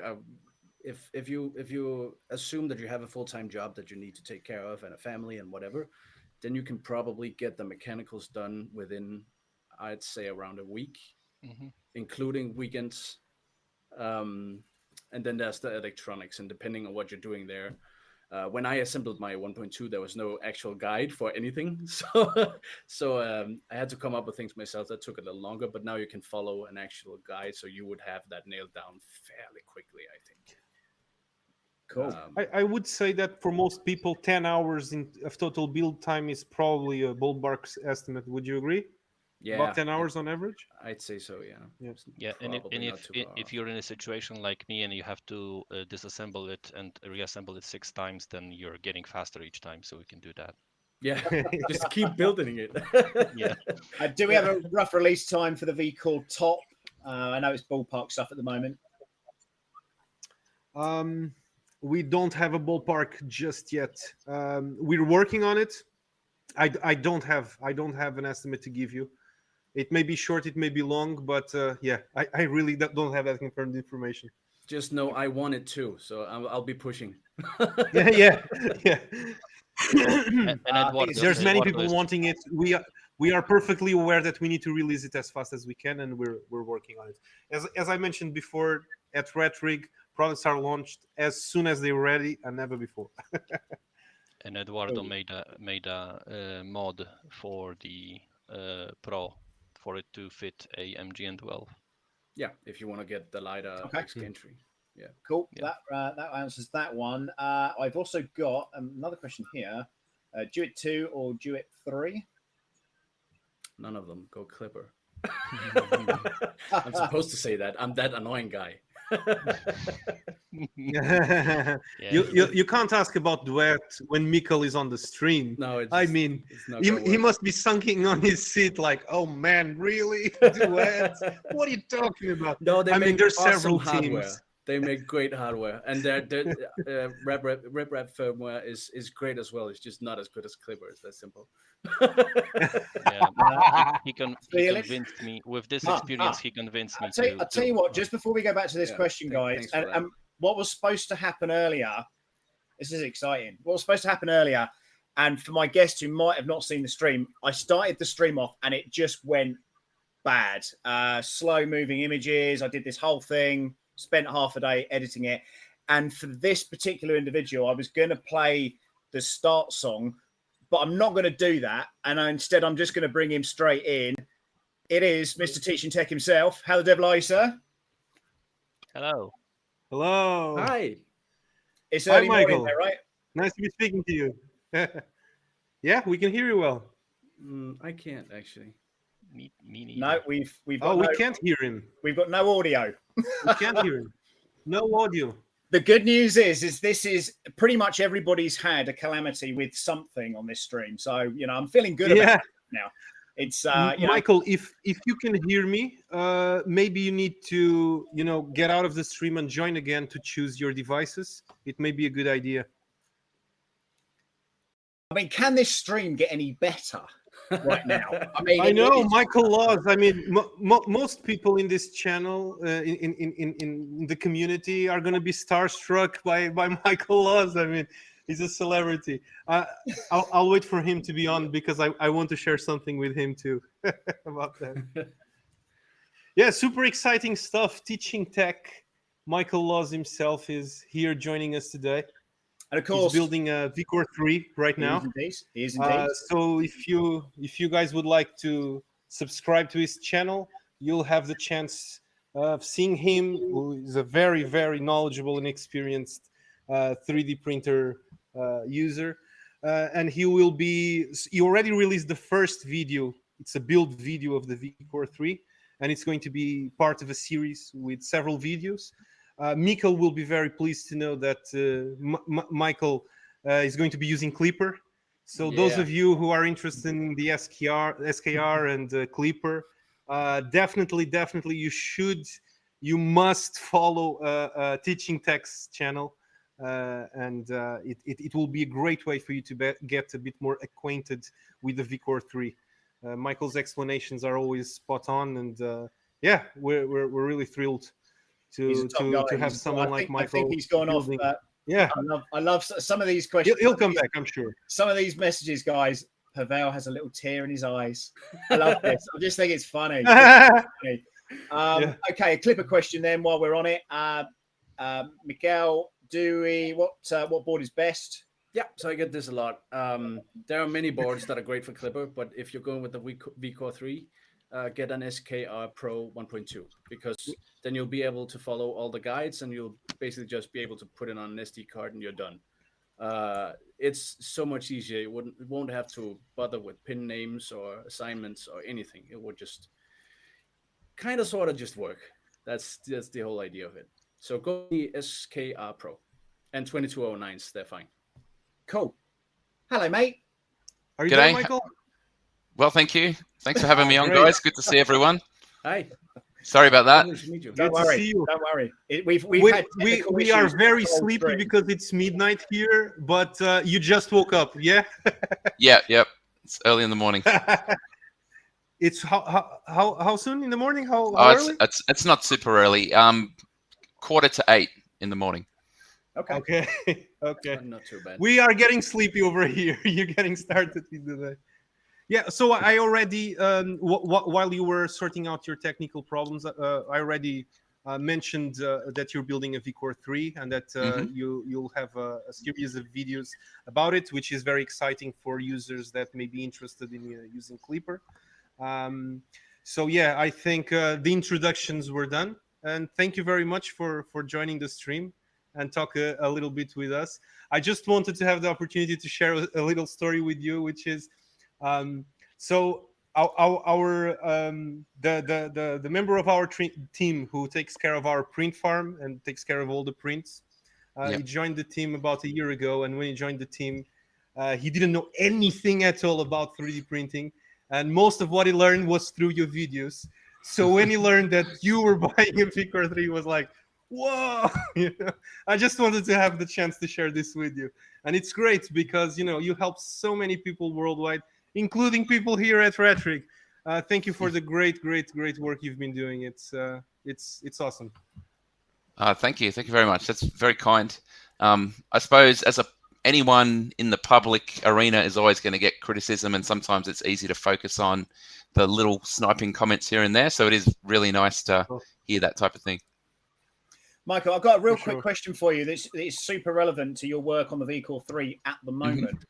How is the blend between 3D printing building and karate going? Well, I didn't injure my hand. That's probably a good thing. I think I don't know why I did it. I had a mallet sitting in arm's reach, and then for some reason I tried to karate chop it in, and then when I was editing the video back, I'm like, what was I doing? But there was a few comments about it, so maybe I should take up karate. I might have a career there. I don't know. It's it's a proper Cobra Kai moment in my opinion, and it sometimes when because I mean your streams are really serious, and you want to get that information across, and it's I saw a comment. I was like fast forwarding to that bit because I wanted to see what they were talking about.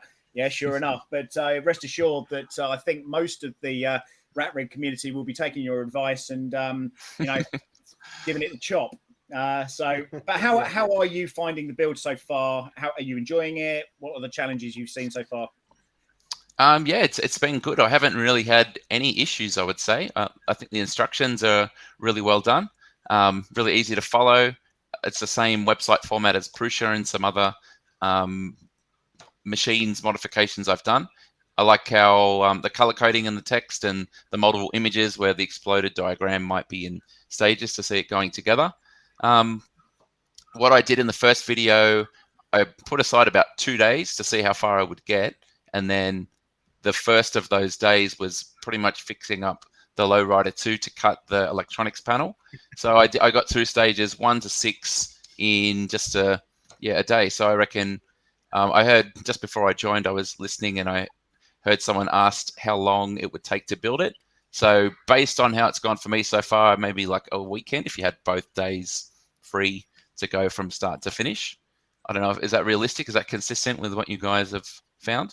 I said about a week if you have a full-time job and you focus on it in the weekend. So a weekend maybe if you're fast. Yeah, actually, when I say that, I don't necessarily mean tweaking firmware and all of that. I just mean the mechanical side.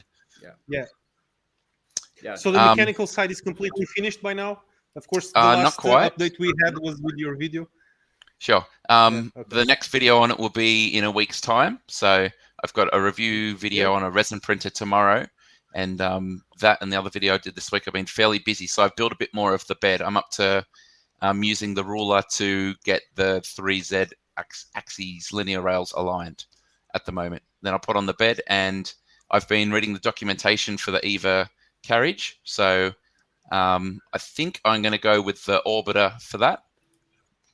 When I previously covered that, I got 2 of them, and the other one's just sitting around. So the only hiccup for me will be that I have a version 1, not a version 1.5, but I saw the section on the GitHub that has the specific files for that. So as far as I know, I follow the other documentation, but use those STLs. Is that correct? That's a Paul. Yep, you'll be good with that. He's not. Yep, great. Looking forward to that. Was frantically looking for the unmute button. Right. So there's a question here about which Raspberry Pi we will be using, and is it quicker to assemble with only karate chops? I guess it depends on how skilled you are at them and how cool you are and whatever else. But I imagine that would be hazardous. Surely something will break at some stage, either the printer or the hand. So Do as I say and not as I do. Indeed, indeed. Indeed. And on the Pi side, what do you think that's going to look like? I've got a brand new 4B with lots of RAM. I think it might be the top one I've had sitting around for a long time. So I know previously Octoprint switched from one version to another, and there was some sort of dependency issue with 4Bs, but hopefully that's sorted by now. And I know you've got your kind of is it a pre-made image file that you flash to the Yes. SD card? So I'll be going with that. Sounds fantastic. I'll be going with that. And so unless I read in the documentation that it has to be a 3, then I'll use a 4. That's You the should plan. be fine with a 2, 3, or 4, basically. Yeah, great. So, no Funny big reading the comments. People really like the karate chop. That's amazing. It That's should amazing. basically work on any Pi, right? Because there was people are always counting in that you need the Pi to the price for an SKR Pro, and then you need the Pi. It should probably even work on the super cheap. Well, super cheap. It is quite cheap. The free A plus, right, with one USB. Yeah, that should be fine. Yeah. That's enough. You will soon miss because you will want a camera on it, right? Which Yeah. you can easily plug if you have enough USBs. Maybe a But- screen. Maybe a screen, yeah. But it should. It doesn't feel as heavy as Octoprint. I didn't check really, but it's like fluid as the UI is much lighter. It's basically it's probably just a. It's all running in the client. There's Yeah. basically no server-side things happening at all. So the Pi is free to do other stuff.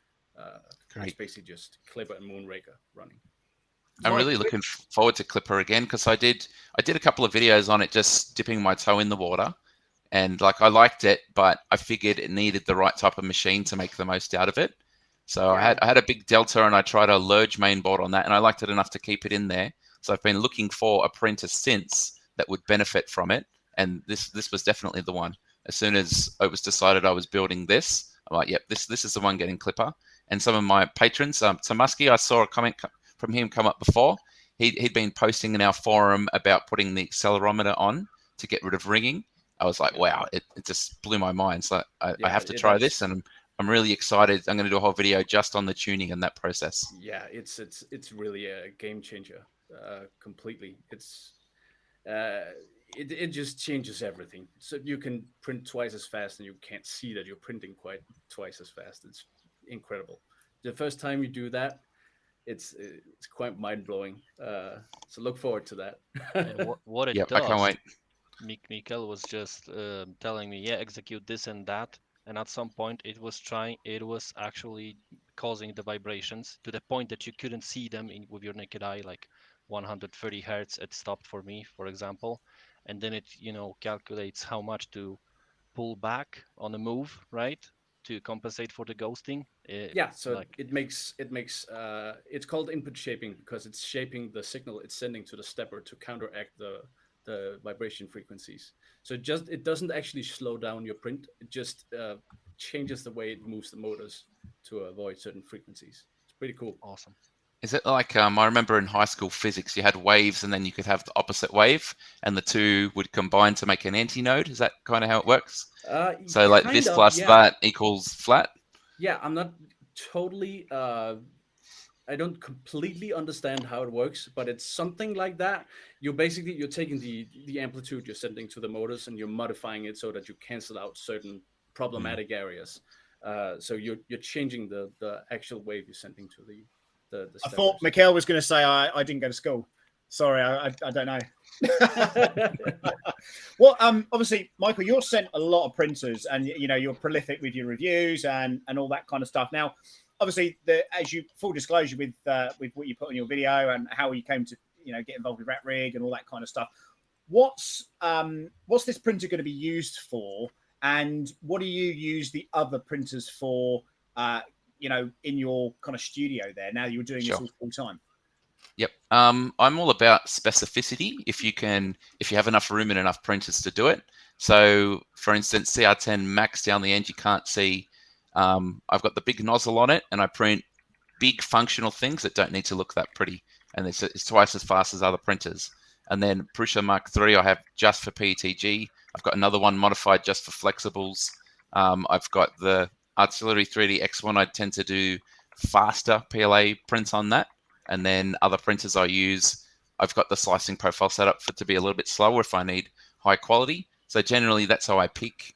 However, this Rat Rig, if all the Clipper stuff works out like I expect, might be able to do fast as well as high quality. So nice yeah. blend. Nice blend. Can I ask a different printing question to maybe what this stream is really about? And I've got to ask this because I've been sent one as well. What's the CR30 doing right now? Not much. I haven't used it since the video. I played with it a little bit. I don't know if you remember, I kind of have a project car for the channel, which I announced at the end of last year. So the project where I'll definitely be using that when the time comes is 3D printing a snorkel, because it's a four-wheel drive. So the one that goes up the A-pillar of the car to move the air intake. Yep. So that's not going to fit on any other printer. So at the latest, it'll be when I get up to that I use it. I think I said in my video at the time, it's not going to replace the everyday printer, and that really ended up being true for me. So I like the novelty of it, but it's not often that it's not necessarily going to do a better job than other printers for small things. Sure. But if I want to do the repetition or I need something really long, then that's when I'm going to select that one. Interesting. Yeah, interesting. Okay. How about yourself? Have you? Mine's printing in the background here. It's taken a week to actually just get it to do a single print. So I'm kind of like, good God. And at least with, the sort of the Rat Rig stuff, it is, even though it's Core XY and it's slightly more complicated than maybe, a normal, the normal printers that I'm used to, which are mainly kind of Creality printers, because that's kind of what I was brought up on, printing robot parts and stuff like that. And all of a sudden there's all these kind of crazy different printers sort of coming out and being, I'm fortunate as well, people sending me bits and pieces to try out and test and stuff. And it's, it was just, oh no, can you believe I'm having to go onto the B cam? That just died. How a nightmare. Yeah. So, it's a bit, it reminded me a little bit of going back to resin printing for the first time, where you're having to try and, everyday prints aren't going to necessarily work on that. You're not going to go and start printing stuff off Thingiverse and think that it's going to be okay, because obviously that's set up for this angle, not that angle. But, I'm looking forward to seeing more of your stuff on the Rat Rig stuff for sure. And, I'll keep my eyes peeled for more stuff with a novelty printer in that case. Yeah.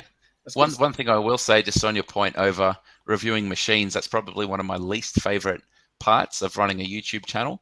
It's like you probably accept like less than 5% of the ones you're sent. It's a bit of a chore a lot of the time, but a printer like the Rat Rig is one that I'm excited about. Like I'm really looking forward to next week. Whereas if I'm reviewing something, I'm kind of finding time here and there to start the next print, and yeah, it's a bit of a chore. But the Rat Rig, I'm like, oh, awesome, a whole week to build up the next part and put it together, and yeah, looking forward to it. It's exciting. It must be exciting for you guys at Rat Rig as well. Michael, it is. Thank you for saying that. To quote what Pavel would say, we will need to change our diapers now. Thank you for that. It's good. It's like the printers like this. Yeah, a few people said, "Is this for beginners?" in my comments. So, like, I think someone mechanically minded probably could put it together. It's not overly complicated, but I'm guessing it's not really aimed at beginners. But for someone who knows 3D printing, you kind of learn the ropes, you learn the limitations of other machines. So that when you then go work on something like this, you can really see the potential, and it's exciting to put it together in type of kit like this. It's high end. It's got great features. It's just cool. And just enjoy, after seeing the video of the 3-point bed and that little clip. Now that it's coming together for me, seeing the details of how it works, and yeah, it's exciting. It's good. And isn't the aluminium bed one of the most beautiful things you've ever had? It is, yeah. Stunning, absolutely stunning. And to be honest, the only thing I would say about that is I would like to see almost some etched, decal on that somehow. And I went out and I bought a massive piece of glass so that I didn't have to cover that up, because it is a thing of beauty. I don't know if anyone's got one, or we can show one later or whatever, but that bed is wonderful. Absolutely. I couldn't reach mine. That's the first ever built VCORE3, and it still is running an alpha bed. I still don't have mine. I have one. Yeah, poor Pavel. Didn't get the new bed. Don't worry. Yeah. Oh, there it is. It's hard to explain to people, but it's heavy. It's flat and it's solid. Yeah. It's nice. Yeah. It's really nice, and the way that the balls sit on the bottom of that, and I was kind of like, man, how's this all going to work? And I'm sort of scratching my head because I'm putting it together. And I'm thinking, yeah, okay, what are these things? I put on the Facebook site. I printed out some slugs, which are these, the carriage parts with the little eyes poking out, and then I knocked them in. I was like, what am I going to do with this? How does this, how does the functionality go with this? But again, like I said before early on in the stream, the instructions are absolutely fantastic, and hats off to you guys for being able to create that and making it so simple, because I'm so used to reading Chinese instructions and thinking, why am I bothering? And actually getting some use out of what I'm reading is it feels like a game changer. But that's usually the point, right? You look at it, it's scary, right? Like Core XY belts, oh my god, that's scary. But when you start doing it, assembling it, it's just like everything makes sense. If you're not like 10 thumb kind of person, you know what a screwdriver is, it will just click in. Definitely. Yeah, I remember the first time I saw the kinematic bed mounting thing. I remember this is again a user thing. It just popped up randomly for the 1.2 in the Discord and the Facebook group. And I remember seeing it and I thought, yeah, when is that gonna fall off? Turns out it doesn't fall off. It's actually sit there quite well, and you can tilt it a lot before it moves. So it seems like a pretty good solution. I think I did a day of bed leveling, and it was all for nothing because then I got the upgrade. So yeah. It's crazy. It's crazy. So first impressions there, Mike. It's looking good. You're happy with the build, and like I was saying earlier, I really enjoyed. It's almost quite therapeutic putting this thing together. It's it's not that kind of. You're not sort of. I know you're obviously documenting it and recording it and stuff, but there's some builds where I'm like, man, what the hell's happened with this? And things are broken out of the box and all that kind of stuff. And it's just, as I say, I can't say enough good things about it because it is just a superstar printer, in my opinion. So, Yep. Happy days. I think one of the things when you first empty all the hardware out and you lay it all out, you're like, geez, there's a lot here. But generally you find section by section, the bags are disappearing and the empty bag pile builds up. And that's really satisfying, that type of thing. You get a good sense of your progress with that. And I think one thing I can say is, the instructions have been clear enough. Normally you build something and the diagram might not be quite right, and you get a few steps in and realize something was backwards, so you have to go back and flip it around. I don't believe I've had anything like that yet. So that's it's easy to make those little mistakes quite often, but haven't had anything like that so far. That's cool. That's really cool. Well, I managed to flip plenty of things around when I built mine. But that's probably because I thought I knew how it worked. You didn't have instructions when you were building. Yeah, I think actually I did, but I'm not sure I followed them. But so yeah. So this is a little fast. This is a little. You've got the karate chop. I've got the blow. So I was doing a stream with the Minga D2 last week, and the SD card just wouldn't work. And in the end, I was like, well, that's it, guys. I'm really sorry. It's a live stream. Sometimes these things happen. Took it to bits. Ended up blowing into the card, and it just worked. And that was that, which is, it's one of those things, it's you never know what's going to happen. But have you got any more questions for Michael? I know you're incredibly busy, and I do thank you again for, everybody that's been involved with this, Rat Rig, BONDTECH, Duet 3D, Slice Engineering, Polymaker, 3D Philiprint, all those guys, and yourself, of course, Michael, have been so responsive to my emails. And it's kind of weird because I'm at that stage with my streams and stuff where, I'm used to people saying, nah. And then me going, okay, well, what about this? Nah. What about that? Nah. And then finally you kind of get somewhere with somebody and it's kind of cool, right? So you're kind of working quite hard and grafting.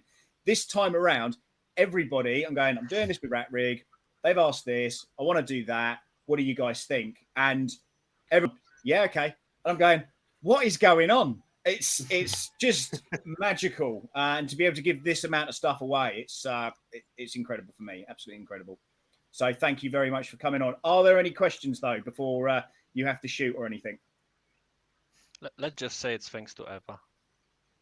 Yeah, the real Eva. That's Pavel's wife, for anyone who doesn't know. Yeah, probably. I think I called it EVA the second time I said it in the video. I'll make sure I get it right next time. Thanks. Okay, there's lots of questions coming in. I've learned loads from your videos, Michael. Thank you for all that you do. Guys, I'm seeing Portugal. Hang on a minute. Hang on. I'm seeing Portugal on the map with these people. It's more awesome questions to all. Thank you. I don't think Clipper can. I don't even know what that's about. There's lots of people having inside conversations. João Barros is a member of our beta testing team, and he's super happy because Michael mentioned his the dancing bed video was made by João, and that's he was bringing that up because it was his bed. Yeah, I don't he programmed the macro just to do that dance. I see. Question for Pavel. Do you have a guide available for growing such a glorious Viking-esque beard like yours? Mike, I bet you never get any kind of weird questions like this. My streams are a little bit more awkward. You might as well answer it. Step 1, pandemic. And you Oh yeah. Okay. Well, I'll tell you what I'll do. Let me whack on the wheel of misfortune again. Let's hope that this is going to work this time. Feel free to drop in or out if you want to, Michael. Again, thank you for coming on. Sure. You're quite welcome to stay if you want to, though. Okay, so I've just copied these things across. What I'm going to do is I'm going to be giving away now the SKR boards that I've put in on this one. Big Tree Tech weren't too responsive to that. So let me just go over to the tab over here. Okay, are you ready for the music? Here we go. Rat Rig wanted quality, and they got it, ladies and gentlemen. You can't say fairer than that. You can't do that dance you showed me yesterday. What dance? It's tense. It's tense. It's tense.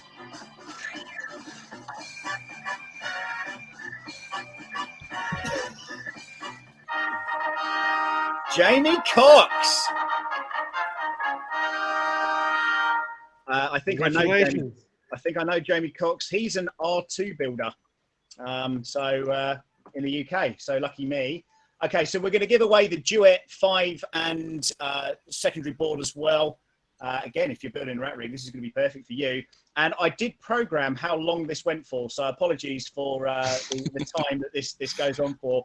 But to be honest, I didn't anticipate having to input over 300 names. So, you know, thank you very much for being part of this. Okay, so Duet board, here we go.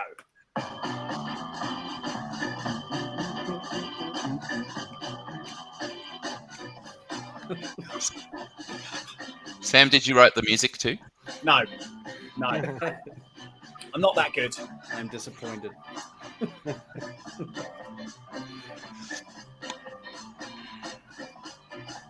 That's a lot of people on that wheel. Yep, it's the world's smallest pizza slices. Oh, Peter Pliquet. Congrats. Well done, dude. You know what to do. I have your email address, but if you want to reach out to me, you can do, of course. The realsoundapprentice@gmail.com.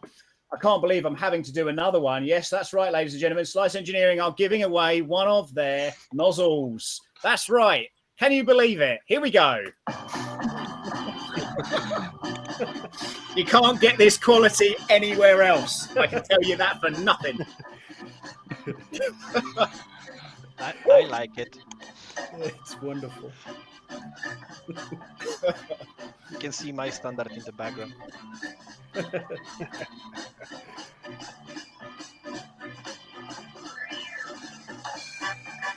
I like the last bit here. It just moves like a pixel in a second. Peter Matthias, you are the winner of the Slice Engineering Hot End.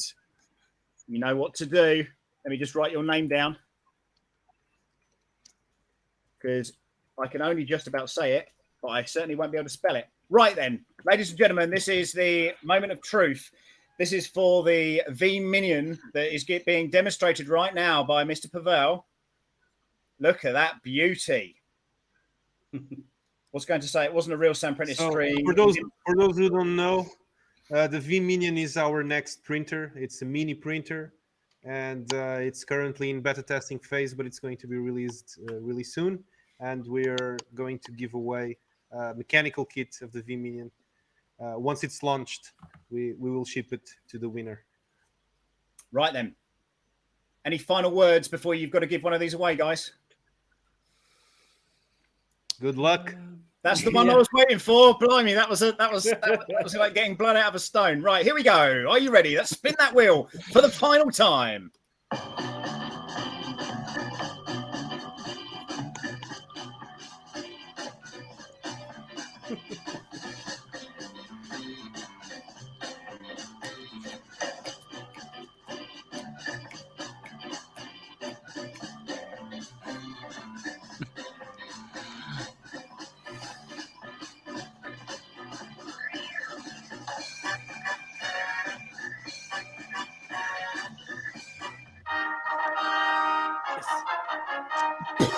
Old curmudgeon.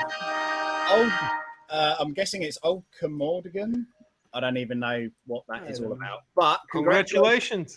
Yeah, congratulations to you, sir. There you go. I've written that one down as well. Well, that was bloody entertaining. I'm pretty sure that... I would like to ask the viewers, how often do you go on a stream where there's 6 giveaways? That's something else, isn't it? Only here, guys. Only on this particular stream can you get this kind of quality. You know, I'm kind of thinking, Michael's just like, oh God, what did I sign up for? Why did I reply to that email? What the hell? There I was quite happy karate chopping stuff, and now look at me. So it is what it is. And in fact, it was 7 giveaways because we also gave away 2 kilos of Polymaker PTG. So you know that's. To be honest, this has probably been the best stream for viewership and stuff that I've ever had. So thank you for making that happen. It's fantastic. Good. and an LGX, right? Which you can put on your Eva. Exactly right. Exactly right. There we go. So yes, we've done that one already, haven't we? Who won that one? It's at the top here somewhere. Someone did. Someone did. Let's have a look. Oh yes, Filippo. That's who won the LGX. Congratulations! How exciting! Very nice. Look at these people; they're so excited. Look at that. Tripod's Garage didn't win anything. I'm glad about that because he probably just would have broken it. Michael has drank some of the Sam Prentice Kool-Aid. It doesn't matter when you never win. Oh, dude, I'm really sorry for you for that. I might be giving away another printer in one of my next streams, so keep an eye on that. Yeah, that's all good. So, any final questions, any final words of wisdom before we sign off on this tonight? Rat Rig, I don't know if you're ever going to talk to me again after this shambolic interview. I'm sure actually, thank you very much for hosting this. We could have not done this without you. We didn't know how to set up a stream, and we didn't have the time to find out. So it was great that you volunteered to set this all up, and I think it was great. There were some technical difficulties, but that's part of the game of the live stream, isn't it? It is. And it was absolutely awesome that you got to bring Michael over. Michael, thank you so much for showing up. I'm sure you have a busy day ahead, but thank you for taking the time. And yeah, we're really excited to see your next videos, and we hope you get involved in the community too. And above all, thank you very much for all the teaching you've been doing.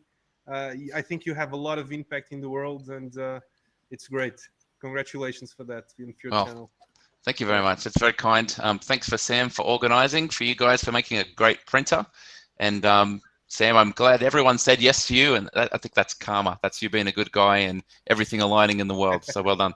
Well, you know, I always say, you know, if you've asked everybody else, I'm always here. So just remember that, guys. It's, you know, but I do really enjoy what I do. And again, you know, like you know, I'm not going to tell people something's good when it's not. And, you know, the Rat Rig product for me has been incredibly good. And, you know, the guys, it's just phenomenal. And again, that community where when you're being spoken to like a human being, you're not being batted around, you're not being told, you know, in their literature as well, they say, you know, we're not happy until you're completely satisfied with your product. So, you know, proof's in the pudding here, guys. You know, if you bought one of these, if you're buying one of these, if you're thinking, if you're on the fence, now's the time to commit to it. So good luck. And again, they are a small company, so they're not going to get it to you tomorrow. It's going to take a few weeks to manufacture it, but they will do a really good job at it, guaranteed. Yeah. And we have the Discord, the Facebook group. If you need help or just support, or what do I know, when you're building your printer, just want to have a good time, jump in. It's an awesome place to hang out, and yeah, hope to see you guys there. Or help us make it better. Help us make it better too. Yeah, that would be great. Okay, The guys. journey is a destination. Yes. Should we wrap this one up? Think so. Let's do it. Sure. Thank you, you, sir. guys. It's getting late here. Thank you. See you next time. Happy printing. Yes. Yep. See you soon. Bye bye. Thank you. Bye. Cheers, everyone. Bye. Bye-bye. Thank you to everyone.